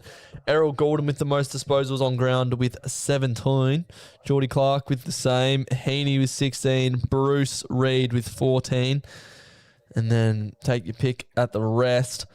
In terms of statistics, the Swans lead clearances just by a +2, so pretty even clearance game at the moment. It has felt like an even game from pretty much halfway through the first quarter, really, hasn't it? Like, what goals have you kicked? You got the head rub one. You got the Kerno. Has Kerno kicked 2? Charlie's kicked 1, I believe. Paps has got 2. Oh, Papley's got 2. That's right. And then Hanley with that good set shot. So, in terms of the contest, there's not a whole lot that's really separating. What is it that you're doing to stop us getting looks at goal? Obviously, the pressure up the ground's been immense, but to not concede a goal and a half of footy, what are you doing? I'm interested in the numbers of Dudley, Frederick, and Bolton. How many have they had between them? Dudley, Frederick, and Bolton. Let's have a gander. I can tell you one thing now: they haven't kicked any goals between them. Dudley's had 1 touch. Frederick's had 8. He sort of plays high half forward wing though, Frederick. So your deep lying forwards are Amos and Dudley, and they've hardly had any of it. So there you go. Yeah, I think for you guys, you need to find some space for those guys to operate inside forward half. Murphy Reid as well. You've looked really dangerous when you've had Reid, Frederick, Bolton all operating within 60, but other than that, it's looked really difficult to get through the Swans. If you're bombing it long, Edwards and McCartan and Rampy are doing a great job there. We're very organised with Mills and Lloyd and Goulden and stuff back there. They usually don't make too many mistakes if they've got the ball in hand. So, yeah, it's good pressure from the Swannies and well-controlled game so far from us. Where have we gone, Flanners? We were winning flags a couple of weeks ago. It wasn't September, but it felt like we were there. The amount of Freo fans that have booked flights over, and maybe we've lost living in the present because we are playing dog shit footy right now. It's not good. Well, it's lucky it's round 19 and you kick 0-11 in round 19 and hopefully for your sake you don't repeat that performance. Yeah, round 18 even. So round even 18, better. Sorry. That's even better for us though. Yeah, a bit more of a runway towards finals, but yeah, hopefully get these sort of performances out of the way now and don't run into that sort of poor kicking in front of goal when you get to the big stage. But yeah, huge first half from the Swans. But yeah, can they keep it going for the whole of the game? Because Freo have been magnificent in closing out games so far this year. And whether Sydney can outlast them, we've got a handy lead, 22 points. So that's a nice buffer to have. But yeah, Freo have been impressive late in games so far this year. So we wait and see. Yeah, it feels like it's been a while since we've played our best footy, but I played some good footy recently, I thought, Flanners. The Footy Fan Network debates finally come out. You debated Kane Corns. How do you think you went? Yeah, well, I got an interesting topic. I didn't get to talk about Swans, so I just got to talk about Kane, which was an interesting topic, but I thought you did quite well with your debate. Just schooled him. Yeah, well, I came in with a game plan. I had the gag set up where I was like, I was going to describe him as a player, get him to say he'd trade the player and then stitch him up. But it was a pretty outlandish call to say trade Andrew Brayshaw, really, wasn't I thought it was too. And he's been very important tonight. So without him, I'm not sure who you're going to have in that engine room taking the hits. Yeah. I guess each to their own with their views. But if I'm Freo, I'm not trading Andrew Brayshaw. Well, I was working that day, so I actually missed yours. I caught, I haven't had time to watch the full video yet, but I watched the clip. How did you feel in the hot seat versus Kane? Again, it was an interesting topic for me. I had to argue that Kane Corns only does controversial takes for clicks. Do you believe it? Well, I mean, I had to for that, but look, no, I've got great respect for Kane. Like we work together, like at the wagering company that both of he and I represent. Yeah. So I've had a little bit to do with each other. And yeah, he's an absolute ripper. And Yeah. So no, I've got all love and all respect for Kane, but Sure. yeah, the other topic I got to debate him on hasn't come out yet, but I'm looking forward to that one coming out because but that's probably for summer because it's related to a summer sport. But yeah, I would have liked to chat to him about the Swans, but yeah, that wasn't the topic assigned. Hopefully we can do that another day. Have you ever been hard-pressed to find something to talk about on a date, Flanners? Have you ever been in a situation where you've found something hard to talk about on a date? Look, I mean, if I'm really stuck, I'll start reverting to Charlie Kernow's been really impressive in the forward half this year for Swanee since crossing from Carlton. Yeah, but a real go-to topic, what would you go to? So this is favourite holiday destination's a good one? Yeah, it's not a bad one. One that I did one day, I went to the Luna Park with my missus, and the lines for the rides were huge. And you know what we opted to? Chat GPT trivia. So I'm going to hit you with 5 of the hardest Sydney Swans Chat GPT trivia questions right now. Here we go. And the beauty of the Chat GPT trivia is sometimes the answers are wrong. Yeah. And you've got to call it out. That's it. Okay. All right. Well, let's see how we go here. Right. Unprompted as well. This is off the fly. Yeah, here we go. Who was the last South Melbourne / Sydney Swans player to win the Brownlow medal before Adam Goodes? Paul Kelly. Was it Greg Williams while at South Melbourne in 1986? Well, he did win one, but Paul Kelly won it a bit later than that.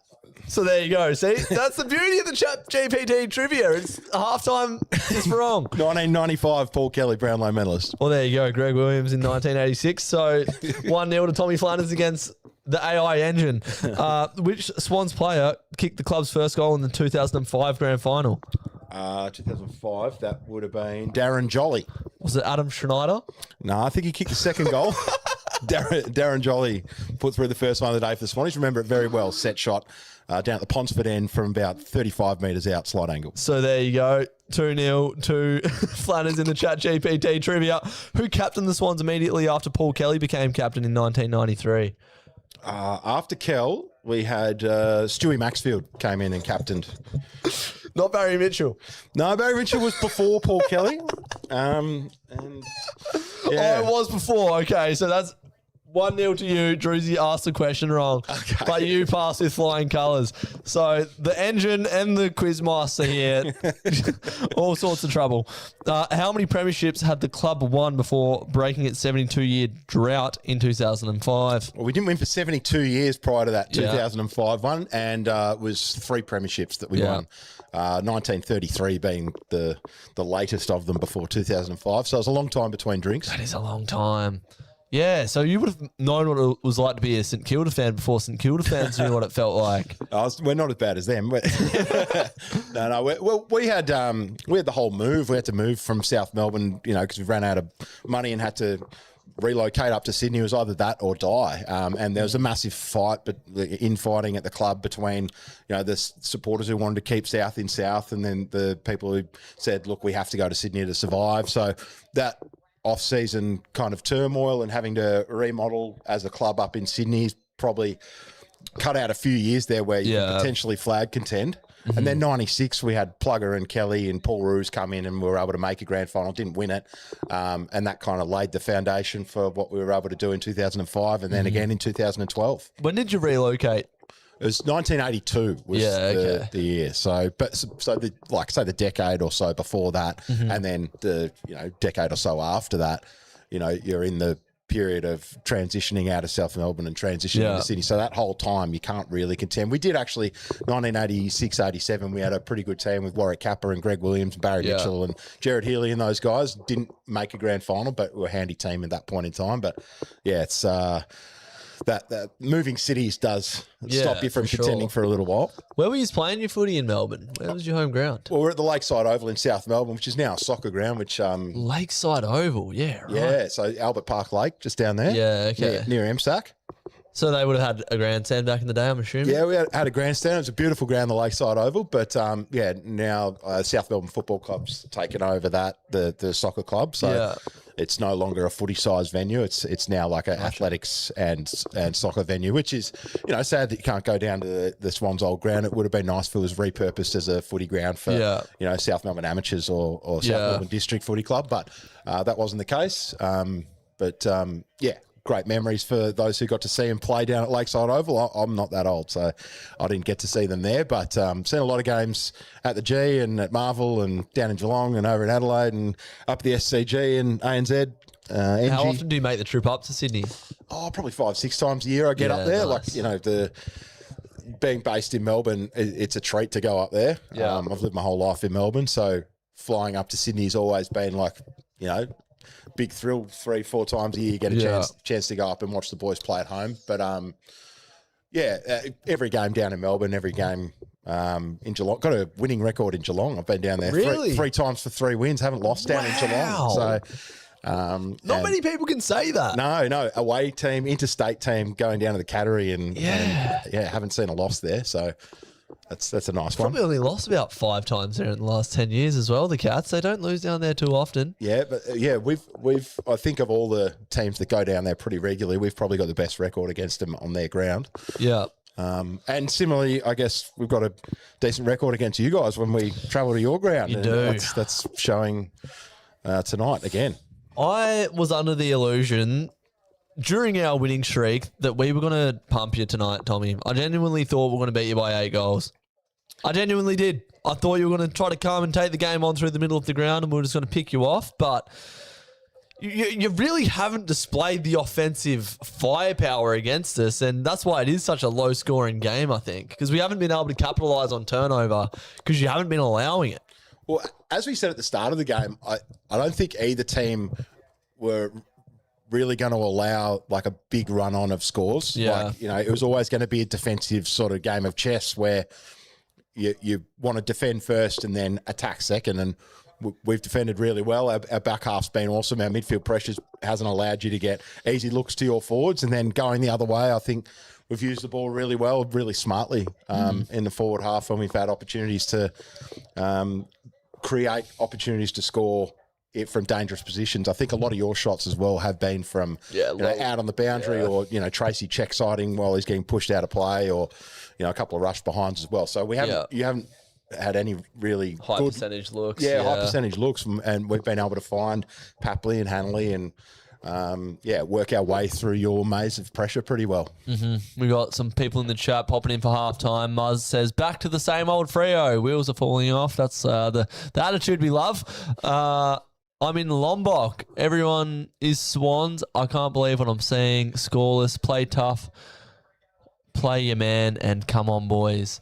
Coxie has had more impact this quarter than Darcy has had in the last 2 years. Wow. A bit of a drive-by to Sean Darcy there. 14-0 to goalless half in 2 weeks. 14-0 to a goalless half in 2 weeks. How is this even possible? We've got to go Schwannies from Arfland 91. Who's that? That's my sister. How are we, Rose? Go the Swannies. Very good. Thank Where's you for tuning Rose in. watching from tonight? I'm not sure where she is tonight, but I'm sure she's very much enjoying this this first half from the Swannies. She's just as big as a Swans fan as I am, so she'll be loving this. Did you get to go to any winning grand finals together? So I was an MCC member a couple of years before she was, so I made the cutoff to get in there to get tickets. Yeah. Whereas she didn't get it until these last two when we played Brisbane and Geelong. So she's only been able to see those two losing blowouts. I was lucky enough to be in there 05 and 12, sitting front row. So Yeah, okay. I'm Front very row? much looking forward to the day. Yeah, there's some great footage of that. How do you get front row for a grand final? Well, MCC members, they have the lineup. So the first 10 rows of the MCC, or first 15 rows or whatever it is, they have unreserved seating. So MCC members can queue up. Oh, the night before. Queue up the night before. And if you're first in line, when Yeah. they open the gates at 9 a.m., you can just charge up to the front, take your seat. The steward will come around and give you, A10 or whatever your seat number Yeah. is. And then you can go leave and, have a sleep or go So to, were you queuing up the night before? Or? yeah, we'd camp out. So family camp out. We'd, have like the sleeping bag and you'd have like a chair and you'd sit there with a whole bunch of other Swan supporters and whoever you're playing against. And Wow. sit there, go there 7 p.m. on the Friday night and stay there until the gates open at 9 a.m. the next day. Yeah. Some of those nights are pretty cold too. Some of them are, but you don't care. You're playing grand final the next day and you're in, prime posse to get a front row seat. So been lucky enough to sit front row in 5 grand finals. Wow. For the Swans. Yeah, right. Yeah. And 2 of them were winning? 2 of them winning. Yep. Yeah. So those were worth it. So Sleeping Leo out on the bitumen. Barry Star was not much further from us to the TV away. Yeah, no He's shit. like right there. Yeah. Nick Malcheski over his head against the Hawks, similarly not too far in front of me. So Yeah, worth it. You're yeah. not thinking about the cold nights when Yeah. you've got moments like that in your head, are you? Yeah, and you end up doing it with the same people as well. When you go the first time in 2005 and then 06, 12, 14, 22, 24, all those same people who camped out for the previous Swans grand finals, they're there again, camping Yeah. out for the seats because they want to get front row as well. So you end up becoming mates with all the people who are MCC, grand final campers. So yeah, it's a unique experience, but I wouldn't it's the rarest ticket in the game, so Yeah. I wouldn't change it for anything. Yeah, you're not wrong. So you're not a Swans member? You don't have the Swans membership? No, I'm a Swans member as well. Yeah, I okay. pay my Swans membership. So yeah, do you try I to have get both. your tickets through the Swans membership first and foremost when they come out, or? Well, the Swans membership tickets probably put me up on level 4, so Yeah, okay. or level 3. So the MCC gets front row level 1. Yeah. So, 20 metres away. So say against Brisbane a couple of years ago, I got a ticket on my Swans membership, and then I got my MCC ticket, and then I was able to get a mate in who'd never been to a grand final before on my Swans membership. So Yeah, he took nice. my Swans membership ticket, and I sat with the family and Yeah. MCC. Yeah, okay. Yeah. Never been to a grand final at the MCG. The only pretty grand amazing. final I've ever been to was the Dogs and D's one over in Perth a few years ago. Got tickets through KDOS, which is cool. It was one of a kind, but yeah, I'd love to be in the G on grand final day. It's so hard to get tickets, man. Like if you're It not is. a club member or you've got no you're a chance. Freo member, I'm guessing. Yeah. Freo get in. Like we won't have any issue getting tickets. But Surely someone at the club's got a ticket for Drewzy. If Freo do make it, get him in there. surely. I don't think we're going to make it at this rate. The way that we're going. Nord 11's not going to do it, but No. Have you been to any non-20s grand finals? I have. First one was 99, so that was Carlton versus North Melbourne. Went to that Yeah. one. I wasn't even alive then, Tommy. Yeah, making me feel nice and old there. I was 9 years old there. Yeah, okay. In 99, and then went 2004 when it was Brisbane Port. Okay, that would have been a cool one. Yeah, it was cool. First all interstate grand final. Yep. Went to that. Ports first and only. Went to 2015 Hawthorn v West Coast. Yeah, nice. That's a good one. Absolute belting by the Hawks there. Love that one. And my mate from school, Cal Sinclair, was playing for West Coast that day, so wanted true. to go there to see him. And then there was one more I went to. Went to Brisbane versus Collingwood. A couple of years back as well. That's probably the best game of football, Yeah. right up there that I've ever seen. Like definitely a top 5 game. What's the best game do you reckon you've ever been to? Not even grand finals. Is there any that stick out? One that sticks out to me was the prelim of 2024. It was Geelong and Brisbane. Can you remember that game? Yeah, belter game. That was a ripper. That was incredible. Incredible night. Started a little big Arden Prees in Richmond at about 2. Just made our way there. Watched a great game of footy. Swan Street after. It was just an all-time night, that one. I can't really remember much of the game, but it was grouse. For me, qualifying final in 2024 when we played the Giants up at the SCG, where Heaney went berserk in the last quarter and Papley and Amati, won us the game. That was incredible to be there. SCG was as loud as I've ever heard any ground that night. And then the other one's probably Sydney St Kilda 2005 prelim where we kicked 7 goals to none in the last quarter when they were the favourites and they had the week off. And unbelievable. That final against GWS, I've never seen a single player influence a game so much in my life. Like, Heaney was just possessed that game. Took that screamer. He kicked the goal from about 70 metres out. And people critique him about that grand final, but a lot of people don't know. He was in a moon boot. He had a broken leg in that game. So, he had an incredible year in 24. Unfortunate to not win the Brownlow, to be honest. He was favourite all year. But anyway, we're back on here. We're back. Hopefully the Dockers have woken up. Judd McVee has the footy, gives the handball to Geordie Clark from 50, sets sail for home, and the Dockers have kicked a goal! There it is, Tommy! We've finally got one! We're really playing a game of football. It's our halfback, Jordan Clark, who set sail for home. And just like that, the Dockers are within 2 kicks of touching distance. Well, he was probably your best player in the first half, Jordan Clark. Every time he had the ball in his hands, you guys looked really dangerous. His run and carry and changing of angles. And, good reward for a good first half to come out and kick the first goal of the second half. The game needed it. I know you don't want to see it, but fuck, just a goal from both teams. It's good. It's good to see Judd McVee and look, just the half-backs pressing up high. And Freo have a new lease on life. We have seen a goal go through. It's not a good look either. It's Geordie Clark from 50. It does the job, but it's not a clean look. Here we go. Wharfie time. Let's go. Dogger. Turns it over. Roberts, Grundy, Roberts, and the Swans are away. That'll keep the crowd quiet if you turn it over like that. Ball comes down to Goulden. He hands it off to Lloyd, who was prolific in the first half. Both of those two were. And now it comes back to Goulden via Sarong. And then Mills, usually a good ball user, goes inside forward 50, searching for the tall target there, McLean. Ball brought to ground. Freo have got numbers there. Sarong, they're able to work it out. It's a dangerous handball, though. It allows Goulden to take possession again. And now Warner off a step. He's going to launch it long. Is that going to be a comeback goal for the Swans? A good mark by Charlie. So nonchalant. He's just stuck his hands out there at the last second and plucked it. Yeah, was it Goulden with that little handball, was it? Yeah, he's clever around in tight spaces. Yeah, that was a good handball. Kerno just didn't look like he was even running very hard for that ball, but he comes out of nowhere and just clunks it. Missed one from a similar position in the first quarter, but he doesn't miss that one, and the Swannies bite back straight away. Yeah. Freo get there first, and Sydney respond. Damn. Big Chuck. He now leads the Coleman. He's kicked his 2 goals to overtake Ben King.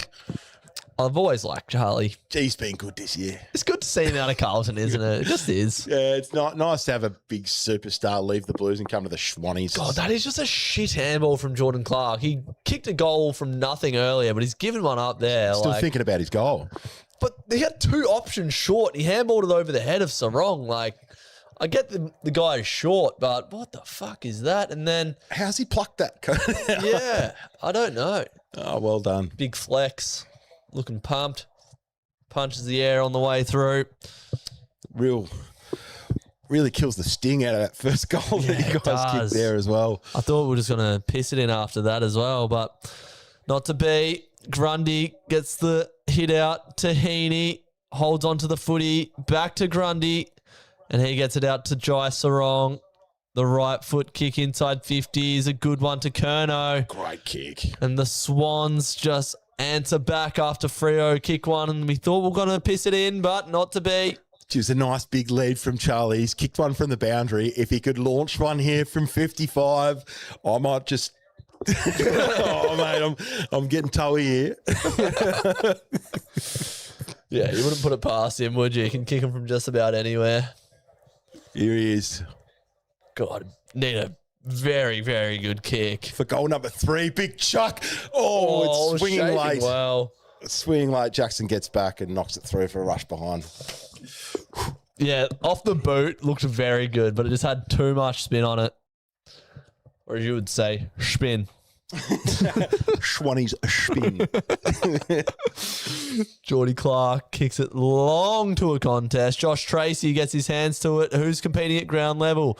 You get the free kick. Josh Tracy with the footy in hand. And 50. Oh, no no. one stood. No. Yes. He's been so quiet all night, and you give him a 50 and give him a look. Off a free kick as well. It was a bit of a... Free kick 50. Just Yeah. do not need to do that. Yeah. Love it. That's the way to let Freo back into the game. Don't think there was a whole lot in the free kick either, if I'm being honest. Grundy called to stand and didn't. Soft free kick, soft 50. Far out. Yep. But Josh Tracy with his first set shot of the night, very confident with his range kicking. Rampy will be filthy. He's done such a good job. Bang. Hold its line. It doesn't matter how you get him. Just stay within touching distance. We haven't got our game going all night, and you just feel at some point the system's going to get going. 2 goals in 4 minutes after not kicking one all night. The Dockers are just staying in the game. 13 scoring shots to 15 for 7 goals for the contest. Evens out the head rub. Yeah, no, we'll go with that. That's all right. I like that. Shout outs to J35 in the chat. Shout outs to everyone watching at home. Make sure to drop a like on the stream. Check out the, what do you like to plug? The Insta, the Tommy Flanners Insta. Yeah, at Tommy Flanners, TOMMYFLANAS Yep. on the Insta. You see him on sport gambling. I want to say something. There's some wagering advertising that features me as well, but yeah, we won't We'll go plug with that here. Yep. No, I retracted that pretty quickly. Just like the Dockers retracted that last goal. Can they add another one to the board? Johnson brings the pressure. Chad Warner wins the footy. And it's a good forward handball. The Swans are so good at that. Roberts kicks it inside 50 to Curnow. Go, Chuck. Starting to fire up. Curnow, he wheels around on the right foot, gets it deep inside forward 50. Hamling lets it go over his head. That is a massive launch from Charlie Curnow from 60 metres out, and he's kicked his 3rd. Swannies bounce back again. Huge goal. I told you I didn't want to retract it. I told you. What a goal. How many blokes in the comp got the capacity to do that? Just take a big mark on the lead, 55 metres out, wheel around, and just dob it over everyone's head.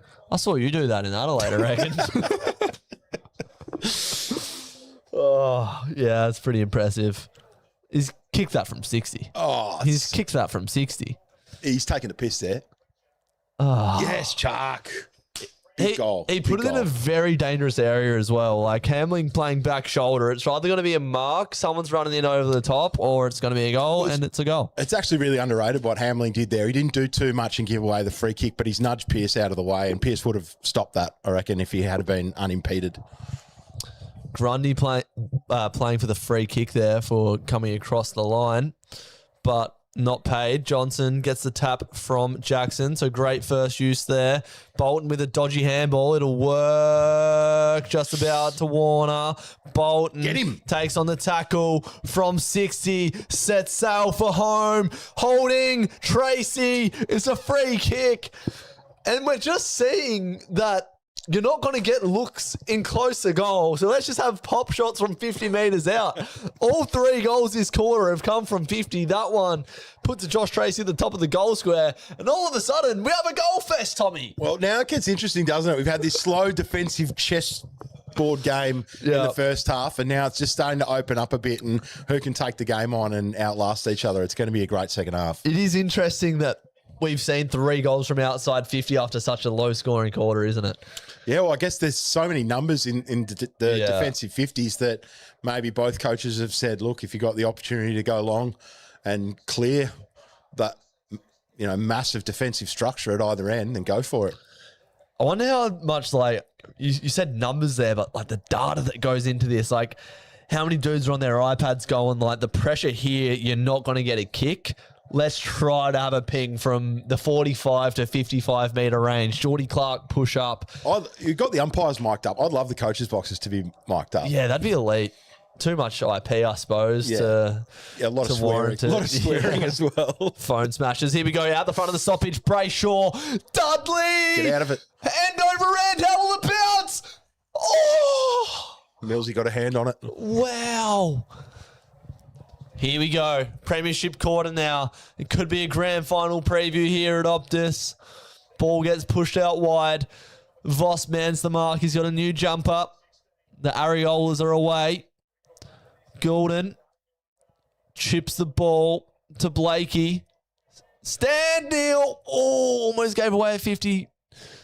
Blakey bringing it out of the defensive 50. Chapman leaves his man. That means one's out over the back, Tommy. It was centimetre perfect from Blakey in the end. It looked dangerous at the start, but now the Swannies are off. Kyle hands it off to Edwards. Edwards up to Kernell. Yes! But Charlie is firing up at the start of the second half. Is he going to have another go? He took a mark and swung around from 60 not 3 minutes ago. He could have swung around and done it again just now, but he's going to go back and have the set shot. Luke Ryan was backing back and then just gets it all wrong. Cox, you expect to come over the top and just mistimed it, but the kick Curnow just carried a bit further than I think they thought it was going to. Yeah, it's just one of them nights where Charlie Curnow's got it on his terms.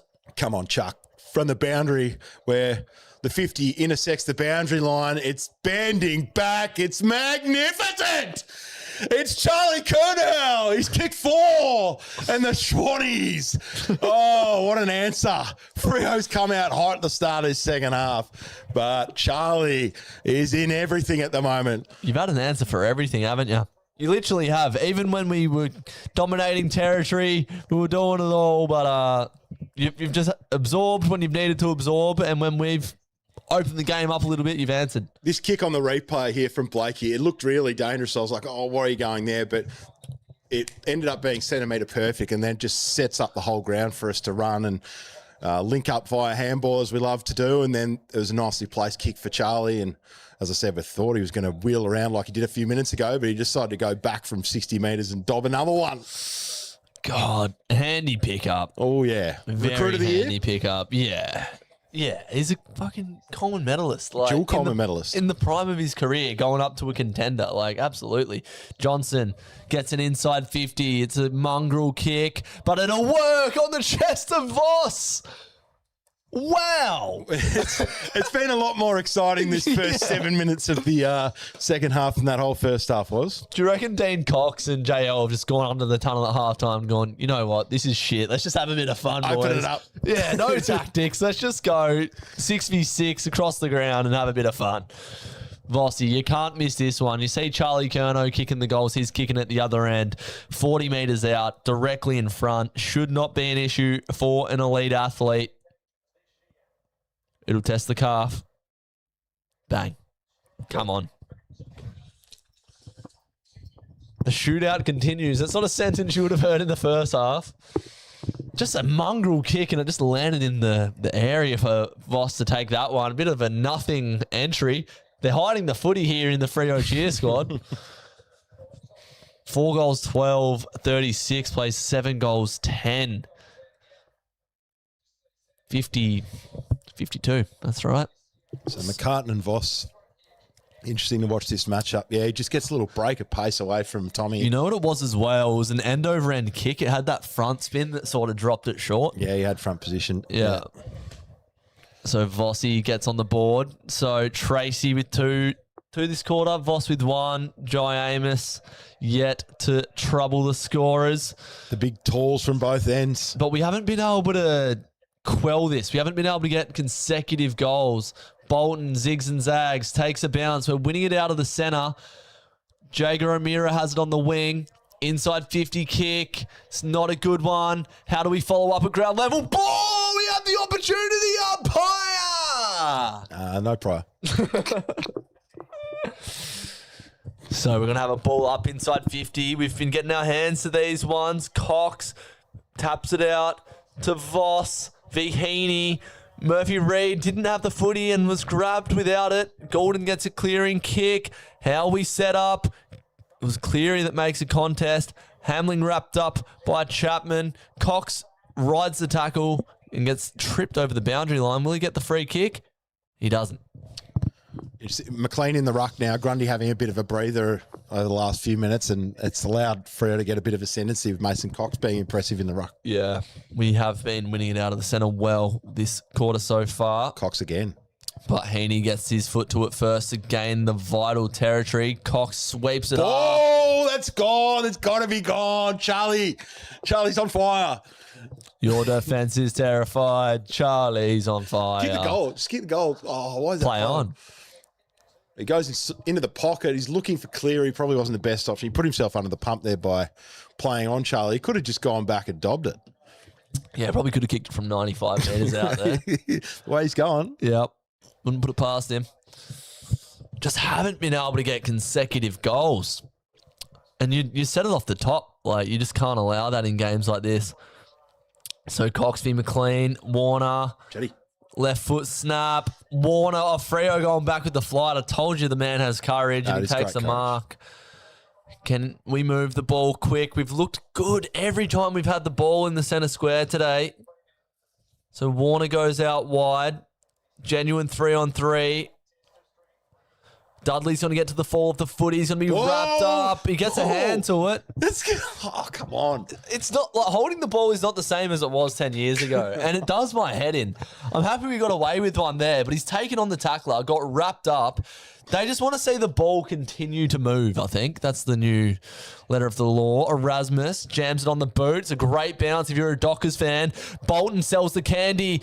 He has no one to go to, so we set sail for home. Shea Bolton, his home in Perth, is having an all-Australian year, and it's another bomb from outside 50. Showtime Shea on Thursday night. What a goal. Come on. Over to you, Tommy. Yeah, he's one of the big threats. If he gets up and going, Shea, that's going to be massive for you guys. I did ask at halftime how many touches has Shea had. He probably hasn't had enough of it. So, well, I actually didn't tell you what he had, but I think he actually had a decent first half. He plays more of a midfield role these days, so he's actually had 16 disposals and kicked 1 goal too. He had a lot to do there. And another goal from outside 50. Goals from midfielders is going to be critical, whether it's Bolton or whether it's Warner or Heaney for us, whether it's Murphy Reid, whether it's, Sarong, who can do the damage out of the midfield and get those extra couple of goals. Could be the difference in the match. Well, the biggest difference has been the shots from outside 50. Shea Bolton showing the passion there, and he's been good out of the centre as well. Back to the middle. Grundy. Murphy Reid gets his hand to it. Matt Johnson drives the legs. Another inside 50 for Freo. Back shoulders. He push out. He's pushed him. Nah, he has. Yeah, he has. Give it to him. 50. Oh, what? That's been reversed. Why? What is the umpiring tonight, Tommy? Why did they reverse the free kick? What is this for? Is this taunting? Did he rub him on the head? It's a clear push in the back. Bolton slaps him on the arse and he taps him on the head. We've had 2 head rubs. Ramps. Ramps. You should have seen. You should have seen when they did that to Chatty. That we don't do that tonight. The head rub central, and it could be a misery compiler for the Swans. Amos kick. Shanked. Fuck. Oh. Footy gods. Yeah. Well, yeah. We'll chat. Oh no, Kerno got a goal in the end from yours. So, all right. Listen, it's heating up, isn't it, Drewzy? It is. We love it. We love it. I'm glad we've got a good game in this second half because the first half was diabolical. Harry Kyle switching across defence, and it works out. McCartan takes the mark. 30 metres out from defensive goal, right back pocket for the Schwannies, and he goes short. And he finds Rampy. Are you thirsty again? Just tell me when you're thirsty, brother. Just say the word. Oh, thanks, mate. There's so much to talk about. 1-on-6. I'll go. Rampy goes long. Thank you all. Ball brought to ground. Well done by Johnson. Got it back to Pearce. Looping handball over to Cox, who has to pick it up on the bounce. Bruce. And then finds Reid, who slips row bottom and chips it over the top. It's clever play by Murphy Reid. And this is where you want the footy. It seems all of our goals are coming from the 50-metre areas. Handball receive. Johnson up and under kick. And they are just going for the long bombs at the moment.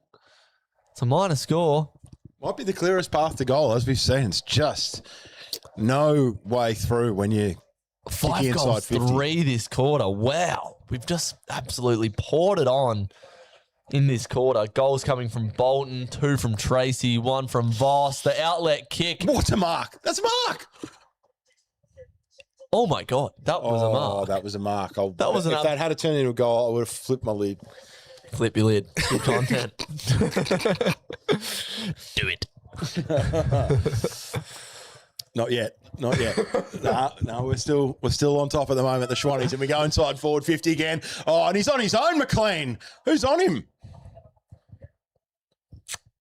Well, if the one at the other end wasn't a mark, that wasn't.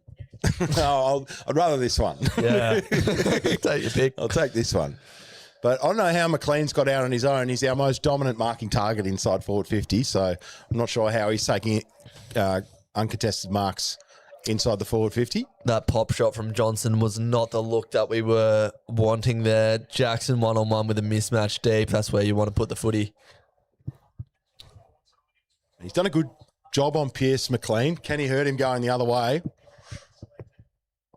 From just on the paint of the 50 or just inside 50. It looks nice. It's swing wide late and one behind. That's one that could have gone either way there, couldn't it? It was just looming dangerously on that goalpost. Yet to hit the scoreboard tonight, McLean. Luke Ryan sends it out wide to Carl Warner. He's asking a lot of him. Well on, Cleary. Front on. Not paid. And a transition to the same camera shot there, if you don't mind. Bit of a crossfade. You don't get that on Freo Faithful. That's amateur stuff on Fox. We do it properly here. Yeah, just the one camera. It's all you need. Jackson works at the front, gets it to Murphy Reid. Recently bought a house in East Fremantle for $2 million. Here's Geordie Clark and Murphy Reid. Recently bought a house in East Fremantle for $2 million. Kicks it out to Neil Erasmus.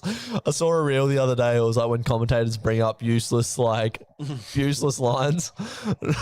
Anyway, that inspired me. Dudley spreads it to Judd McVee. The Dockers have their footy going to Jackson. There's got to be front on contact. It has to be a free kick. And it's not paid. These umpires are smoking something good. Look at that. He's got no eyes for the footy and he's chopped his arms down. Oh, it's 50-50. Grundy's playing a great game. No, it is a free kick. He doesn't chop his arms down, but it's front on. Oh, Longmuir's not happy with that. JL's going to need another new phone. Yeah, it's funny when like BT's like, oh, he lives in Paran, but he gets his hair cut at Chadstone. Cheers, BT. As someone's about to snap a goal, mate. Come on, Brian. Focus on the footy. Heaney's touched the umpire again, and he grabs the ball there. He's ripped down in a 2-man tackle.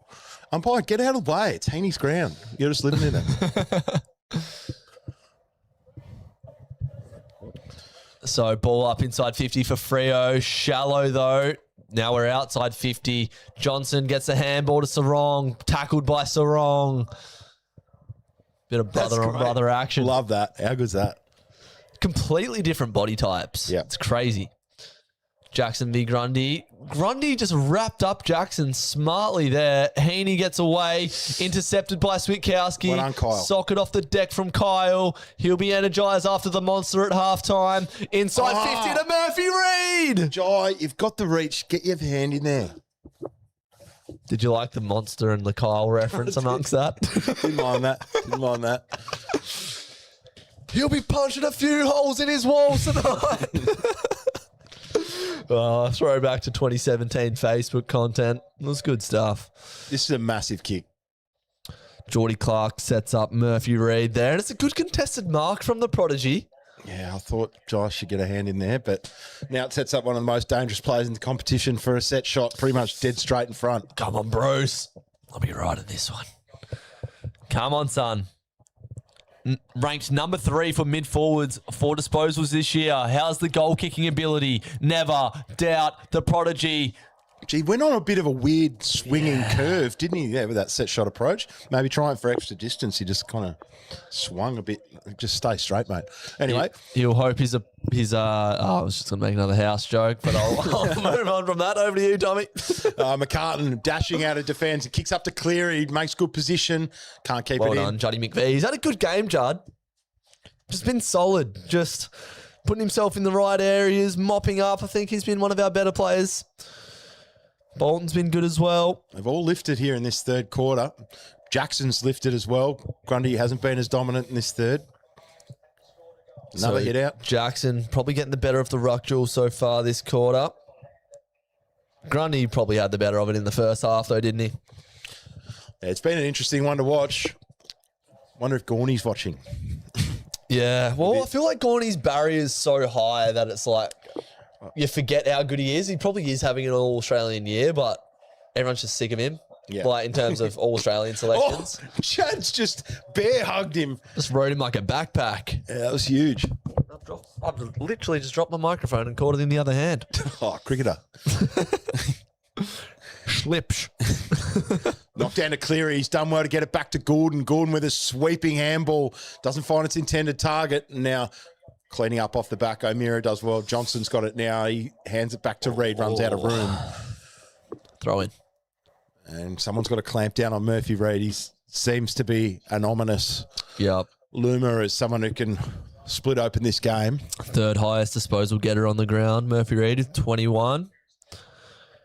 Interesting to see who's got that matchup. I think Jordan's gone to him now, which is key for the Swans. Jordan gets involved now, hooks it up to the top of the square, making an effort. He's handling there. He's able to punch it out into space. No one there for the Swans, though. It's Caleb Sarong. Sweeping handball, but it's not his best. Straight to Cunningham. It was a shocking handball. Lets Gordon inside 50 to the top of the goal square. Off hands numbers with Freo. Pierce fumbling it around a little bit. Erasmus. Oh, Warner, last line of defence. Cox, they've worked it nicely in the end. And can O'Meara get away? He just does. And kicks it up towards the wing. With all the poise to Jai Amos. Jai's going to take a mark, and I reckon he's going to settle for a bit of field position, or does he see something he likes? He does. Blakey with a great spoil over the top. We just got a high-octane game of footy now that goals are flowing. Yeah, it's on now. I was just happy that we had an inside or defensive 50 entry there, and Charlie Curnow did not get near the footy, because every time he's near it, something good is happening for you boys. 4 minutes 39 to play. This game is heating up on the Freo Faithful channel. Thank you to those at home that are watching with us. Free kick, Sydney. Oh, when isn't it? When isn't it? James Jordan, he's doing a magnificent job tonight. He's had Sarong. He's had time on Bolt. Yeah. Now he's on Reid. Cox said in the pre-game that he'll tag a few people. Well, not tag, but he'll mainly be on Sarong and then just rotate to your Reids and your Boltons. Jackson out the front of the stoppage just isn't clean with it. Just the polish tonight. Go on, Johnson. Bit of a step over there. Well done to lay the tackle. A third effort from Johnson. They're crashing in now. Comes through. Warner. Yeah, you're going to be out the back here. Come on. Out the back. Mark's been taken by Hanley. He's already got one. He pops it up into the one-on-one situation where Heaney's isolated in the goal square. He has to try and knock it away from Erasmus. Erasmus did well to get it back to Ryan. Ryan with a tumbler out towards He's done a good job Dudley. on Heaney. He's done a really good job on Heaney tonight, Luke Ryan. He has. But that's a good tackle from Hanley. How the fuck is that holding the ball? Oh, they've been hot on that, haven't they? The Purple Army's not happy about that. No, we're not. He's literally gathered the ball and got tackled straight away. Come on, Hannes. How the fuck is that holding the ball, man? It probably wasn't, but we'll take it. Deep inside 50. Heaney! Oh, almost clunked it. McLean gave it to Rowbottom. Roberts, left footer. Can he curl it back? Not enough. And listen to the boos from Freo fans come through here. 9-point ball game. Freo have not led this game. Cole Warner's going to bring it out of defence.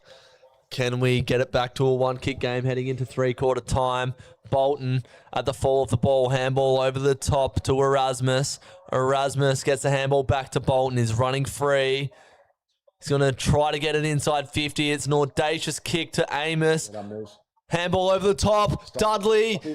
Stop him. Gets the handball up to Switkowski. Oh, they gave the ball. You're fucking kidding. He got the handball away. They gave a ball. There's been some questionable umpiring decisions tonight, but I'm not complaining about that one. Wow. Wow. Oh, my God.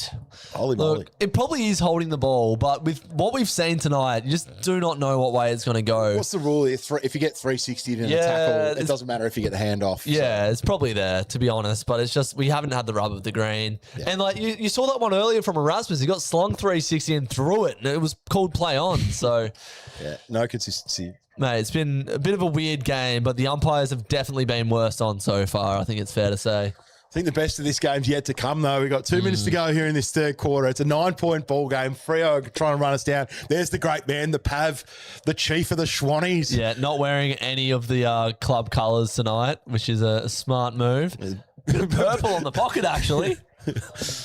Put your scarf on. Put your Swanee scarf on, Pav. Grundy gets a punch to the footy and it gets the Swans to the outside. Smart. Warner can run onto the footy there. Socks it off the deck inside 50. The Swans could be dangerous here. Oh, high. It's great attack on the ball from Hamling and great harassing from Lloyd. Oh, Pierce is sore to get up. Brayshaw gets it up. You wouldn't trade him, would you?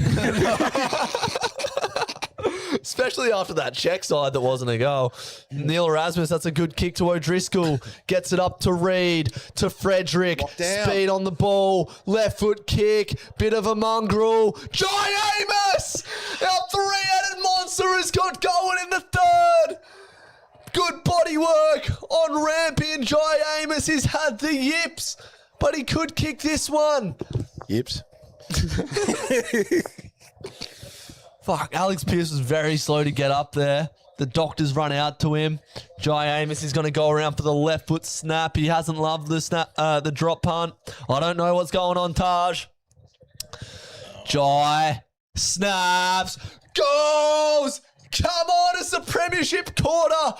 In the first second clash, and the Dockers are rising to the occasion. We've trimmed the lead down to 3 points after, what was it, 22? I think it was 22 at halftime.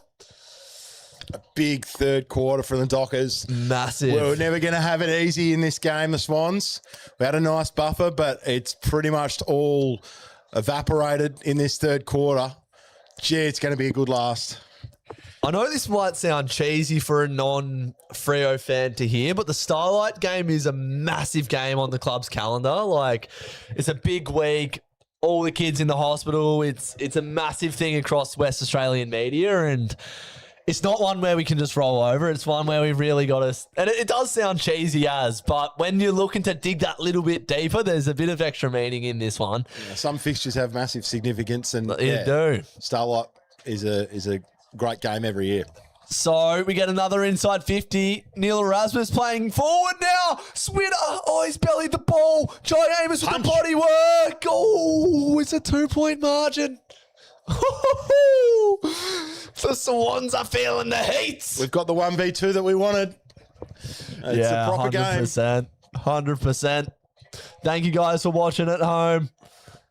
It's better than that other live stream that's going on, I reckon.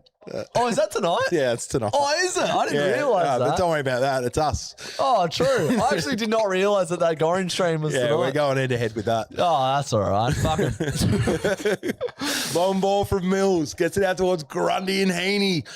At the back is Bolton. He's able to trap it and launch it long inside forward 52 on 1. Amos makes a contest. It's going to bounce. Lizard loses control. Lloyd is controlled though. McCartan picks it up. He hands it back to Sarong. Good pressure from the Dockers. Well done by Rampy. Knocks it back to Mills. Mills will torp it out of there. And that is a siren. And that's 3/4 time. Wow. Good game. The Swans just needed that siren there. The Dockers fans are on their feet at 3/4 time. Holy shit. What a game. What a quarter, at least. That first half was stinking, but that quarter lived up to the hype. 52-54 in the blink of an eye. Tommy, what happened to the Swannies in that quarter? No, they were put under pressure by a very good team. It certainly looks like the best two teams in this home and away season of 2026, what we're seeing right now. And look, I don't know whether Brisbane's going to make a run for it. Don't know whether Geelong are going to get out of their rut. But at the moment, this looks like the best two teams in the comp. That did. I genuinely forgot that the Dan Gorringe stream was tonight. I didn't know. I saw the announcement. I didn't know it was for this game. So I just want to quickly see. Don't click off. But there you go. It's happening. Yeah, it's happening. You've got Goz and Xander over there, and you've got Drewzy and Flanners over here. So pick your poison. Yep, the real A side here on Freo Faithful. No, it is massive what they're doing though. So they've just sort of got it up. That's cool. They've just got it up in the middle there. So you're still getting the watch along best bits. That is pretty cool. Good on Goz. I've never actually met him and had a proper yarn with him. He's the biggest legend. He's such a good fella to hang out with, and I've had a fair bit to do with him again with the wagering company that we both represent. We've had some great fun together on set, and love every time I get to catch up with Goz. He's a ripper. Yep. Oh, God, we're in for a good last quarter of footy, I reckon, mate. 2-point ball game, first versus second. Wouldn't have had this any other way, and I don't think Longmuir or Cox would have predicted any other way than this right now. 3-quarter time. Yeah. It's under a kick. It's anyone's game.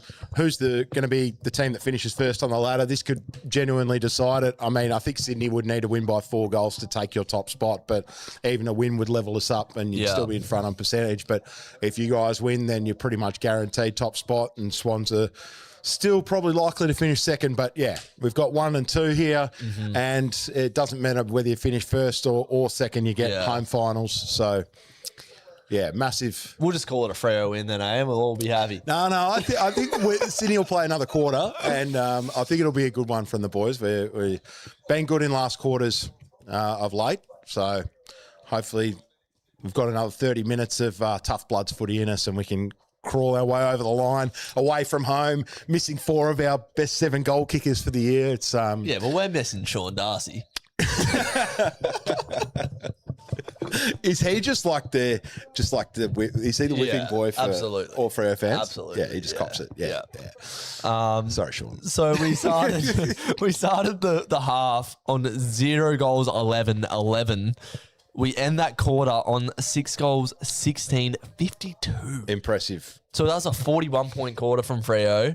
Yeah. You guys... Well, he came out right at the start. Geordie Clark kicks the goal in the first 5 seconds of the game. Yeah. And then all you guys start getting involved. Dudley started getting involved. Murphy Reid started getting some touches. But Bolton started doing some got a couple goals. Vossi started stepping up. So, it's been quite impressive from the Dockers in that third quarter. And the game, has top billing. It's 1v2. It's deserved a close finish. So that's what we get. Absolutely. You still managed to put 3 on the board that quarter. Charlie Curnow just absolutely turning it on in that first sort of 8 minutes. Vital that he did, because, you'd be in front otherwise. A couple of head pat free kicks tonight.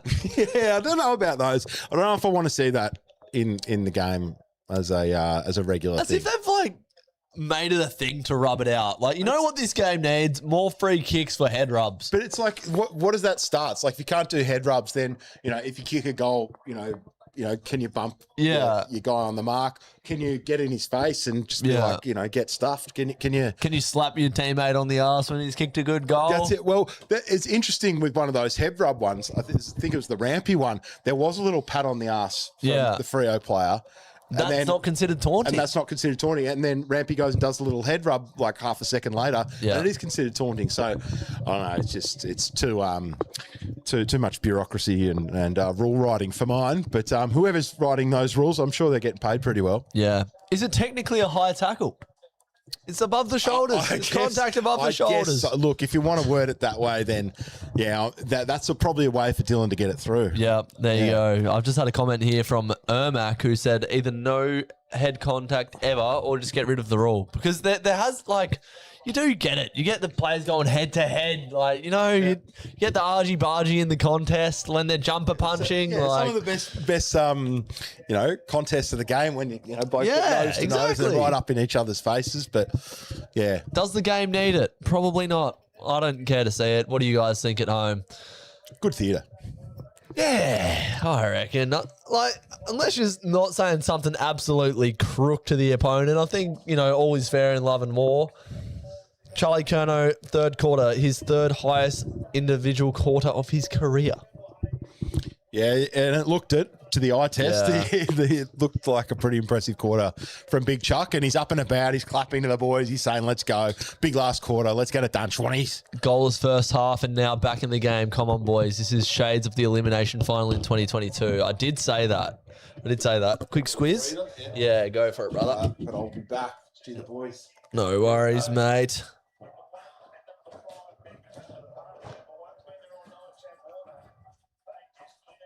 Are you going for a little? Yeah. Do you want to go out the back here? Yeah. I've got a little porch. I just need a breather before this last quarter because it's weighing heavily on my mind. It's this result. Come through, mate. Yeah. Thought I was going that way. I'm going that way. But I'll be back. Tommy's feeling the heat. He needs some fresh air. So here go the Dockers on our assault for the top spot. Can we hold it? Can we keep the throne? Sarong, he can't nail the kick inside 50. It was there for him. And the Swans mop up a big opportunity loss there. Roberts off of half back. Kicks it forward. Pearce v. McLean. McLean's won that battle tonight. Papley wheels, puts in a very dangerous area. Geordie Clark with a spoil over the top, and it's going to hit the boundary post. Massive from JC. Tommy's out. Fuck, Tommy's just out the window. Getting a breather.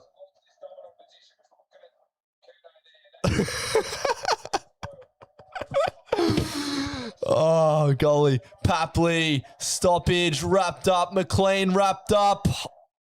Holding the ball. Come on. Kneeing a bloke in the head for a spec, he gets a pass, but a rub of the head is where we draw the line. Yeah, it's a bit silly, isn't it? O'Driscoll sends it out wide. Mills with the spoil. Voss is at the fall of the footy. Bolton zigs and zags and twists and turns. Frederick, left foot kick. Comes off the side of the boot. And it's out on the fall. So Sydney are going to have the ball in their front half. So Cunningham's going to bring it in. Sends it back inside 50. He's going to be a big pack, but McLean does almost enough to bring it down. Cox is going to mop up and send it out at defensive 50 for Freo, back to where it came. Voss gets his hands to it, paddles it on to Tracy, gets it up to Switkowski. Mills slid in, should have been contact below the knees. Umpire didn't see it that way. O'Driscoll keeps it in. Up to Voss. Back to O'Driscoll, providing the run. Brayshaw can't be clean. It was a tough ball to deal with, but he does well. Murphy Reid to Bolton. Bolt! I'm back. He's back. Is it a Freo freak? It wasn't holding the ball. It was way too early for it to be holding the ball. It's a downfield free kick. 100 metres off the ball. Love that. I really like these umpiring decisions tonight. Stuffed. I'm all for it. I like it. These umpires are having a really good influence on this game. 100 metres off the ball. Well, he is just holding him. You can't just fucking hold each other. They're holding each other. Why can't we be friends? Why can't we just giving each other a hug? There's no free kick there. Nah, the umpiring's been good tonight. It's been really good. I haven't said a bad word about the umpiring tonight. Jai Amos. Yips. With the drop punt. Come on, the Dockers in the front for the first time in the evening. How was the fresh air, mate?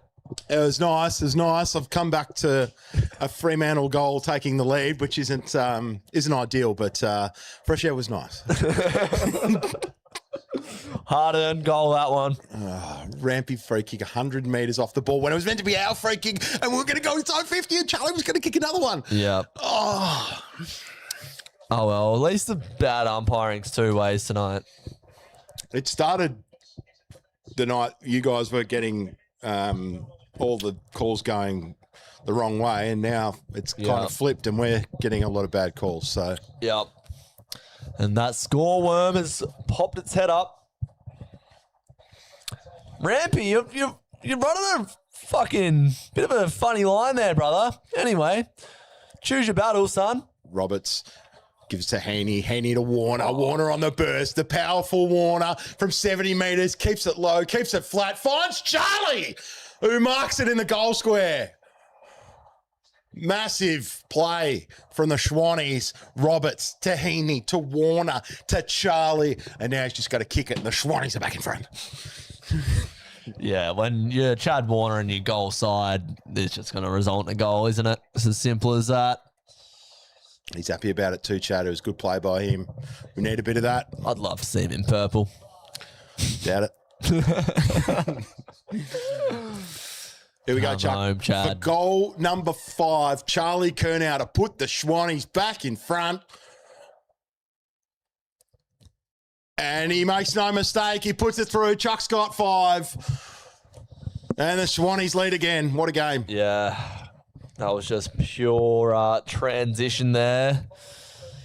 Just lost Chad Warner in transition. 50 goals for the season for Charlie Curnow. 4 goals ahead of Ben King in the Coleman now. It's going to be hard to catch. Yep.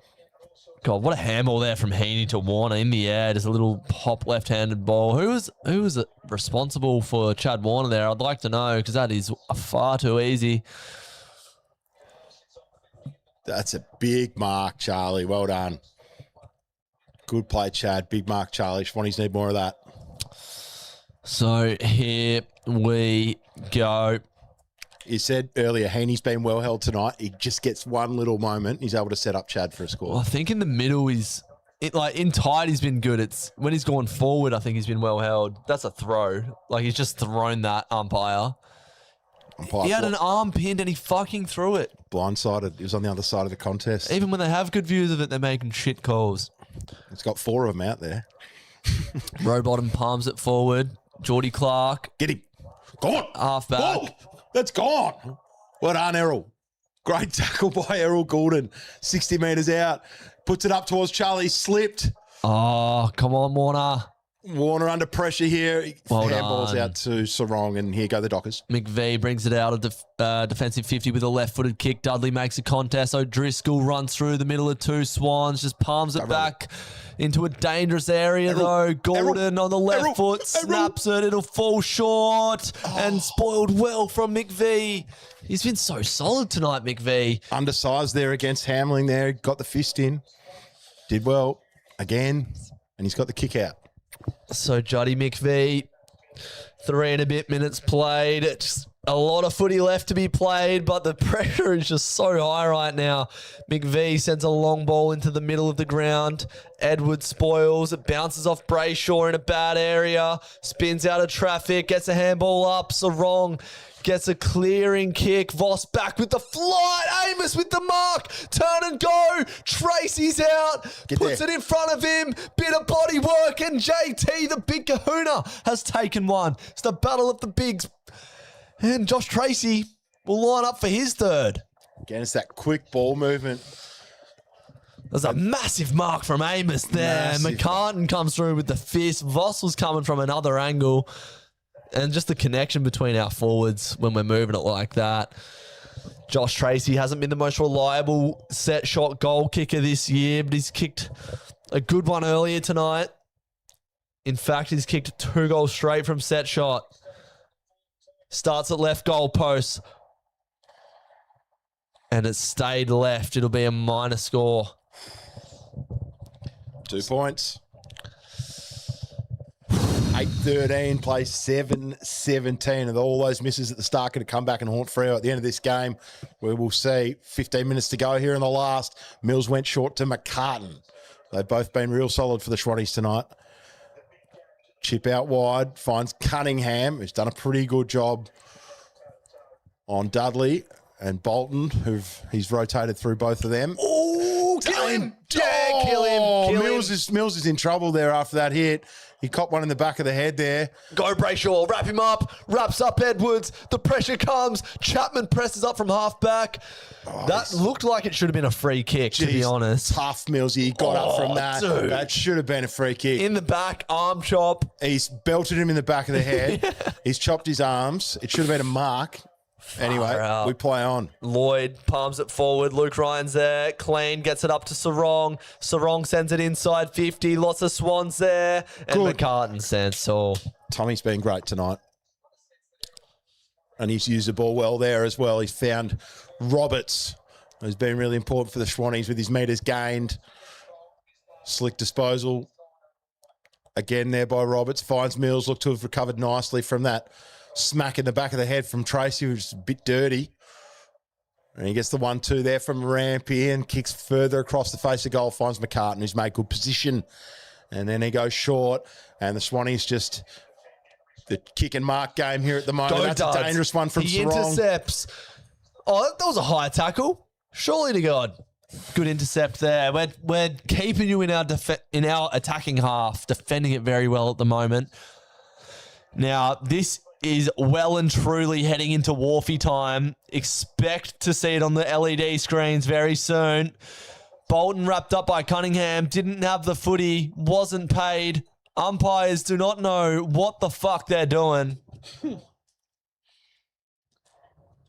A collective sip of the beverage. Explain Wharfie time for me, just quickly.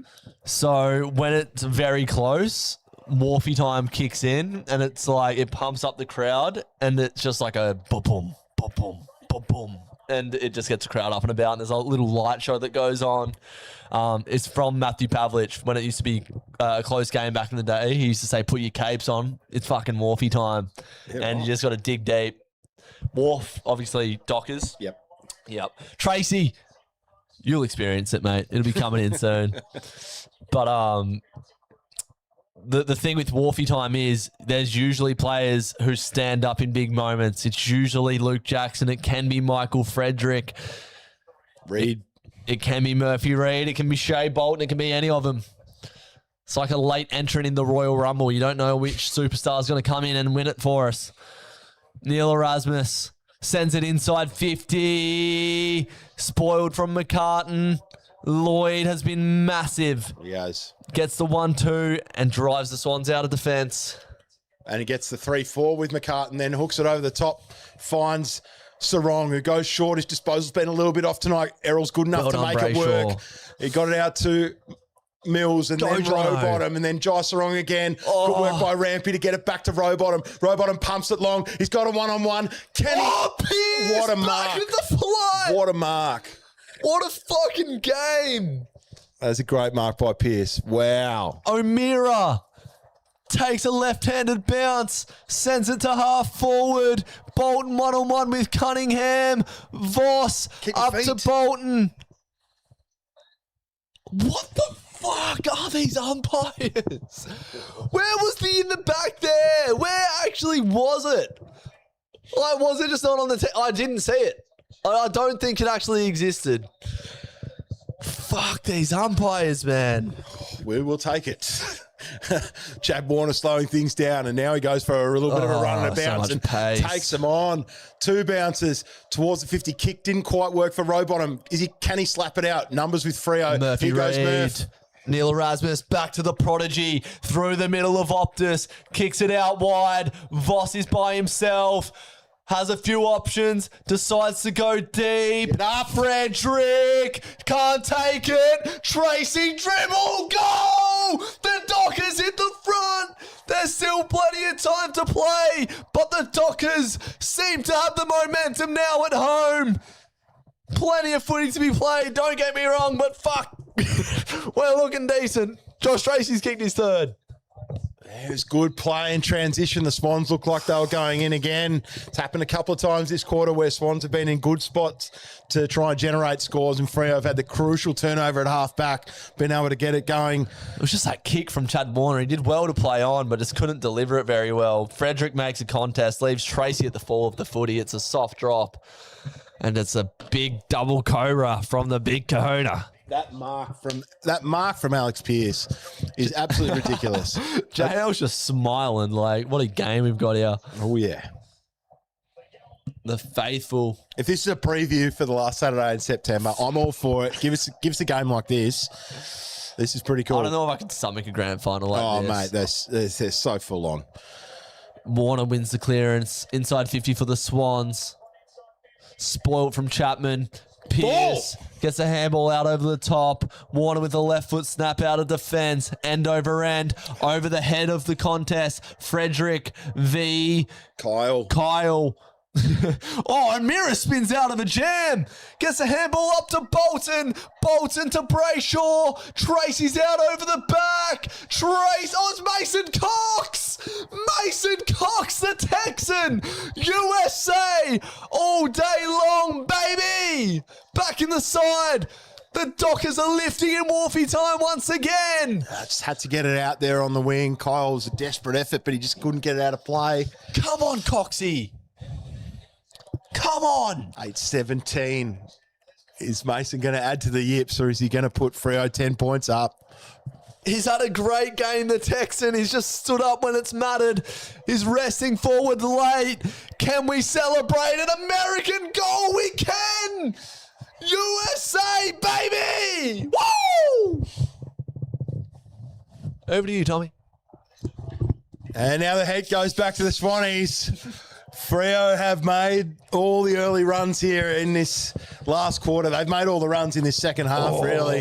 Swans dominated the first half and didn't give Freo any chance to create scoring opportunities. But after halftime, Freo have been a lot more impressive with their transition run and some of their ball use, getting their forwards involved, and their key forwards have been terrific in the air. Amos, Tracy, and now Cox getting involved. Shout outs J35 for the $2.99 dono saying, can we support the USA? Shout outs to you. You know what we've done well? We've been having the shots from 50, and that's almost allowed us to get closer looks as well, to look for them types of options deep. Jackson with the palm forward, but it's Gordon with the clearing kick. Come on. Sheldrick hasn't had a lot of it tonight. Wheels around on the left foot, gets it inside forward 50. Kernow almost clunks it. Ball brought to ground. Pearce is trying to lock it in there. Hamlin can't break free. 9 minutes 43 left in the quarter. Shout outs to the people that are watching this one at home and riding it with us. Kerno v Pearce is the matchup. Geordie Clark slips. Alex Pearce lays the tackle, and it's O'Driscoll that comes away with it. It's a smart handball to Brayshaw. Brayshaw kicks it to Tracy, and it's another good spoil. I think that was McCartan again. And just growing in confidence here. It's going to be a grind here for the Swans. Can't concede. You know, 10 points down, another goal, it puts the game in serious jeopardy. So still got to keep defending well, but it's still got to keep attacking the game because we're behind. So Freo have completely flipped the narrative here in the last 56,000 at Optus. Frederick v. Kyle. Brayshaw, he's had a massive last term. Trade him to Tassie, says Corns. Brayshaw says, has a day off, mate. Frederick takes the mark. Wheels inside. Michael Frederick has kicked it in Wharfie time again. The Dockers continue to rise to the occasion in 2026. Michael Frederick, what a goal from the boys. Let's fucking go. Sorry, Tommy, I'm too excited, man. No, mate, it's I'd be doing the same thing if it was us piling on the goals. You still could be. Still plenty of time. But this has been mighty impressive for Freo in the second half. Fuck. Man. Just from a centre half back stoppage, the ball spills into the corridor and just Frederick with the speed. See you later, Kyle. Go punch holes in your walls, brother. Frederick is out, kicks the goal and puts the Dockers up by 3. Come on, Freddie. I think is the Erasmus tackle at half back to set it all up. Good defensive act. We said in the first quarter that Sydney's tackling pressure was outstanding and Yeah. Freo hadn't come to the party. Well, they certainly have now. Sarong gets a foot to it at half forward. Switkowski chisels one inside 50. Amos, V, Rampy, Fredericks there again. Dudley gets a little chiseler. Get up. O'Meara, Tracy! Come on! Get up!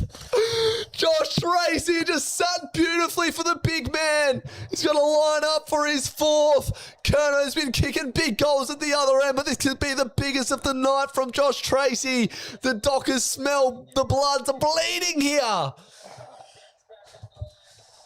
Frederick with a little scoop up handball and Dudley with the team play. I was talking about him at halftime. They didn't do much in the first half. Yeah. They're fired up now. Tracy has missed. Oh, that could be huge. You're fucking kidding. Still 8 minutes. And that's just, it's a 3-kick game still because it's only a 17-point margin. I can't believe it's got out to 3 kicks, but Oh my God, JT. I could have kicked that. Lizard goes on to Grundy, who Don needs Switter. a big impact in this Don't last let him 10 off. minutes. Don't let him off. Good tackle, Cleary out of play. Oh, jeez. Swanee's going to have to do something special here now. Jeeba Liba. Controlled the game for 2 and a bit quarters, and then Freo has stormed back into it with 10 goals after half-time. It's been a massive second half from the boys in purple. Sarong wins it at the coalface. O'Driscoll kicks one inside 50. It's a mongrel. It'll work. Tracy to Johnson. Gets it outside. Judd McVie, the unlikeliest of heroes, has kicked it. It's gone through. It's touched. No, it's not. It's touched. Judd McVie kicks his first goal in purple. The Where's- Canada has been sweeping up all day and he gets on the score sheet. Review, score review. Score review, that's what it's there for. I reckon I don't think it was touched. I think it bounced over his hand. There was 2 of them, and one of them's touched it. Please. The janitor said there's nothing touched about that. That's squeaky clean. Give us a score review. I reckon that's just a straight goal. They didn't even consider it. It looked a goal to me. Let's have a look. No, it doesn't get touched. Well done from Isaiah Dudley to hold him up on the line. Tracy misses one from just in front. And Judd McVie is the most unlikely of heroes. Come on. So now it's 4 goals in 7.5 minutes for the Swans. What do we got left here? Grundy wins his first hit out for a while. Down to Heaney. Free kick, Freo. Kick, Freo. Are you fucking kidding me? Yes. Mason Cox kicks it inside 50. Tracy's there. Spoiled by the Swans. They work it out to Lloyd, who's been moved into defence. It's a corridor kick, and it's a good one to Heaney. Mark. It's paid. Come on, Haynes. Come on, Haynes. Fire up. Need the best of Heaney in this last 7 minutes of Swans. And that it's is not. been cut off. The kick from Heaney. Frederick back to Tracy. Great body work on Heaney. And he's taken the mark. He'll take his time. Josh Tracy's missed his last one, but he's had a massive second half. Oh. This is the grand final, but in July. I hope so. I hope so. We were kept goalless in the first half. Josh Tracy's kicked 3 goals, 3, and 15 disposals for the big man. Tracy's kicked his 4th, and that one should do it. No Wharfie time needed. The Dockers are up by 5 goals in the blink of an eye. Flippity flonkity flanners. I feel bad, man. No, mate, it's been an unbelievable turnaround from the Dockers. I mean, what can you say? Goalless at half time. Yeah. And have just piled on, what is it, 12, 13 goals in this second half. So 11 or so. something like that. But that kick from Heaney, like, it's not doing you any favours. You wouldn't prefer the ball in the hands of anyone in that moment, but... No, like I said before, you can't afford to concede but you've still got to keep taking the game on. So Haynes has tried to pull off a miracle kick there to get us going through the corridor, but hasn't come off. And, 12 goals after half-time. Jackson palms it down to himself. Warner comes through. O'Meara wins the footy, gets it up to Johnson. Johnson turns on a dime. Inside 50 again for Freo. We're just pouring it on. It's Josh Tracy again. The big kahuna. He does what he wants. Have your Coleman, Charlie. We'll take top gong in round 18. Thank you very much. Wow, what a turnaround. The pressure the Bloods are feeling at the moment is palpable. I've separated our defence really nicely as well. I think in the first half, every time the ball got kicked to Tracy, he had 3 blokes all over him. They've isolated the one-on-one now. Let's spread our defence. Tracy for his 5th. He's missed it again. JT, what are you doing? Unbelievably, we are 5 goals down in this game after being in control for a lot of the night. You could literally be 7 goals down if Tracy kicked them last 2, which were walk-ins. Switkowski intercepts, spins, Mills turns it over. Dudley from 40 goes bang. Oh! He was celebrating there, Dudley. He thought it was in. It was in the crowd. They try to go corridor, and Luke Ryan's going to cut that one off.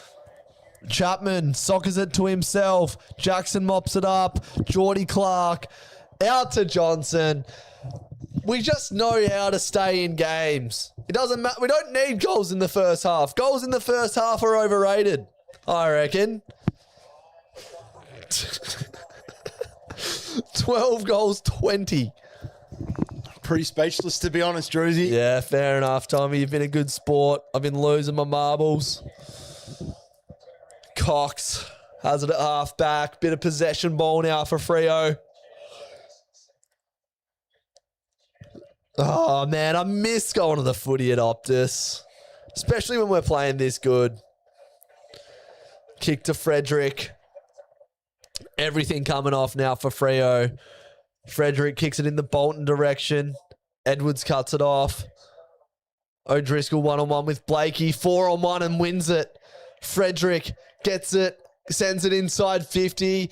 Dockers will fly. Jackson, Voss, Wills, kicks. Sayonara Swans, the top spots for Freo. Come on!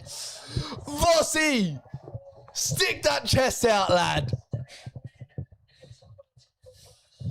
Sorry, Tommy. Oh, you got to give it to Freo. It's been a magnificent performance after halftime. I haven't had much to crow about for a little while now. Just What's gone wrong for the Swans? Or is it all just Freo rising? Well, Freo have certainly lifted. Our defensive one-on-one contests, you've been able to isolate your players. Like, again, there, Voss in the one-on-one who's able to get a look in a 1v1. Yeah, and that's happened a lot here in this second half. See, Voss versus Mills. In the first half, every time the ball was coming into your key forwards, we'd have 3 blokes on them. So, yeah, you've done well to separate and spread our defence. Back into the middle we go. The Dockers up by 37 points in the blink of an eye. So Grundy's influence has stopped. He was dominant in the first half. Yeah. He hasn't had the best second half, though. Bolton gets it out to Brayshaw. He's been huge in this second half. Inside 50. Amos. Oh, my God. That was a mark. Looked a mark to me. Everything just coming off now for Freo. Inside 50 stoppage. Can't believe this has ended up being a comprehensive victory from Freo. The power that we have in the front half. Frederick puts on the pressure. Cut off by Switkowski. O'Driscoll will apply a secondary tackle. It's got to be holding the ball. It doesn't matter. It's cut off by Brayshaw. Murphy Reed to Frederick. Left foot kick inboard. 1-on-1. Jackson's there. Tracy 2. Dances. Left foot snap. It's not going to go anywhere, but Jesus Lord almighty. Incredible football right now from the Dockers. Not 15's the call. Blakey sends it out wide, and it's cut off once again. They can't get it out of there. Defensive 50, the Swans. Bolton, Jukes, drives, gets out of the tackle, sets sail for home. Shane Bolton! You're taking the absolute Mick Showtime. How did he get out of that? He got stuck in a corner and he said, I'll take the elevator out. Shane Bolton. I cannot believe what I've just seen. Tommy's speechless. Well, it's just been an onslaught, hasn't it? the forward pressure as well. I said, you've done well to isolate your key forwards, but that pressure to put the back six of the Swans under the pump. We did it really well in the first half and had your back six under the pump, but it's completely flipped the other way now, and it seems that every piece of play is being played in your forward territory. Oh my days! We can't get a look. Joel Hamling, I don't think he's touched the ball. He literally has not touched the footy. It's -3 AFL fantasy. That's why we delisted him 5 years ago. I'm joking. Swans might get a consolation here. Annie, Warner, link up, kick inside forward 50, mark taken. Lloyd, it's been a good ball user tonight. Back in the kick it from here. Cannot believe we are up by 43 points. 14 goals, 9 after half time, after 0-11 in the first half. Far out, man. What's 14 goals? That's 84? 14 goals, 9. That's, so 93. Fuck. After half time. Yeah. And I don't know what Coxie said to him at half time, but hasn't worked. Pav must have got into their ear at half time, I reckon. Lloyd kicks a goal. Nice goal, Lloydie. Man. I'm not happy about that one. I'm sure you'll get over it. I'm not happy about a few things in this second half, but I think I'll mull over that for a bit longer than you'll mull over that goal. But yeah, fair enough. No, well done, Freo. The umpire's fallen over again from a Swans player. Umpires have had an absolute mare. I mean, I can't blame it for the loss considering the margin, but gee, they were making some horrendous calls in crucial moments, weren't they? Well, that Amos downfield free kick, the game changed after that. It did. Yeah, that was the moment, wasn't it? And you weren't able to buy a goal, and then suddenly you get one in those sort of circumstances, and Just everything starts flowing. Everything's flowing for Freo. Oh, we've got a $14.99 super chat. Add this to Tom's post game 169 fund. 196 fund. Yeah, anyone in the chat want to get me some more 196? Might need it after this. Sarong's got it at half forward. A minute 25 remain. Cannot believe this second half we've seen from Freo. We are well and truly back after a loss last week. It felt like the cobwebs were still there in the first half, but the second half has just proved the maturity of this list. Oh, home prelim would be great. Would love a home prelim. The only elephant in the room is you guys still haven't done it at the GE in finals, so that's probably the last thing to tick off. You guys are, looking like the premier team of the competition at the moment. Brayshaw kicks it inside 50. Frederick over the back. Sockers it off the deck. We've walked it in. I can't believe it. The boys are running rampant at Optus at this stage. When you hold a team to 0 goals in the first half and then concede 110 points, I think we'll look back on the tape of this second half and there'll be a lot of things to sharpen up as we move towards the pointy end. We've just started putting it out of the centre, haven't we? Like, that's where it's really been started. And the pressure from us is lifted dramatically. We spoke about Grundy's first half and how he limited any influence from Jackson, but after half time hasn't been as capable of quelling him. And Jackson's got your mids off the leash and your forwards are running and creating little pockets of space to generate scoring opportunities, and we haven't been able to shut it down. Incredible stuff. Jackson just gets a hand out. Johnson to Sarong. Sarong with a left foot kick inside 50. Voss can't get it. Mills under pressure. Tracy tackles him. 38 seconds left. And, God, it just feels like the Dockers can smell blood in a team, notice the weakness, and just really put it on when we find that crack. Voss, don't argue, ×2, check side. That would have been an incredible goal, but it's just a minor score. The Dockers lead by 44 points.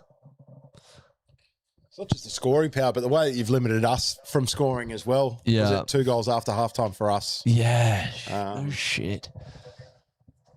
Yeah. Man. Lizard on the burst. We haven't seen this tonight at all, have we? No, he's been blanketed. He uses his left foot inside 50. Can he find Hanley? Can't take it first grab. Cox, hands out the back. Freo's back six, been all over it in this second half. Ryan almost slips over, still gets away. Hands back to Warner. And that'll do it. That'll do it. The Dockers go back to 2 games clear on the top of the table. First v second. And after a shaky first half where it looked like it was all Sydney, the Dockers rise to the challenge and win by 44 points. It's a genuine pumping. I don't know how it's got there. That is incredible. Actually, it might be 38 points because the umpires have gone and paid another weird free kick. They just didn't need to be paid. Where's he going to kick this from? The umpires have had an absolute man tonight. I don't The know. siren's gone, bro. Like, just walk into your fucking change room. Percentage could be important for us. Kick the goal, Lloydie. He's actually kicked it as well. Oh, it's a great shoe. Great shoe. Much needed percentage there for us. That's actually handy. Like, you finish the game on a high. Yeah, we'll take that. 38 points, so it isn't a smashing. It's a good game in the end, but wow. I'm speechless. 15 goals, 20. Like, yeah, we genuinely could have won that by 50 after trailing at halftime. Oh, this is a good time to be a Freo fan. I'm sure we'll likely run into you later in the year. Yeah, it's feeling like it, isn't it? And hopefully we're able to put up a 4-quarter performance, not a 2-quarter performance when we run into you again. But well played. Well done, Dockers. Mate, Top spot's yours. I appreciate it. We'll see out the formalities here. Who have you got next week? It's a good question. I think we've got Adelaide at the SCG and then Giants at NG. Yeah, righto. So big couple of weeks coming up. Important couple of weeks because if we're able to consolidate there, we'll definitely get top 2. Yeah. If we don't, if we play what we did in that second half, then top 2's in jeopardy. So We're hopefully pretty we sweet, avoid both that. of us, though, aren't we? I think so. We should be right. We'd have to top have 2 a spots. major slip up to lose second spot, but mathematically still possible. And yeah, this result pretty much locks you guys in. Has this been a theme in your losses at all this year? The way that you lost, or was I haven't seen that all year. Yeah. That the powerful exhibition that Freo were able to put on there after halftime, that we haven't been blown away like that in a half a footy this year. So yeah, and again, Murphy Reid, 28 disposals and 12 score involvements. I've been saying it on the podcast every week. You have to tag him. Well, we said before the game, Reid, Shai Bolton, Frederick, these guys getting up and about.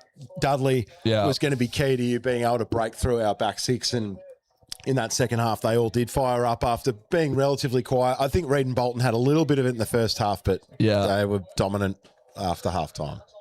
Just want to listen to Bruce here. He's stoked with that as well. That was a tough game for him. He had Blakey on him all game, I think. Scully is interviewing Bruce at the moment.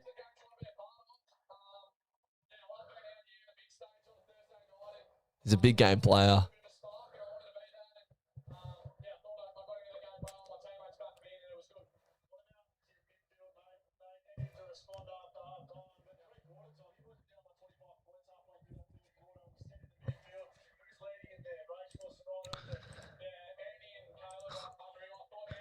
Yeah, both Brayshaw and Sarong were fucking mads.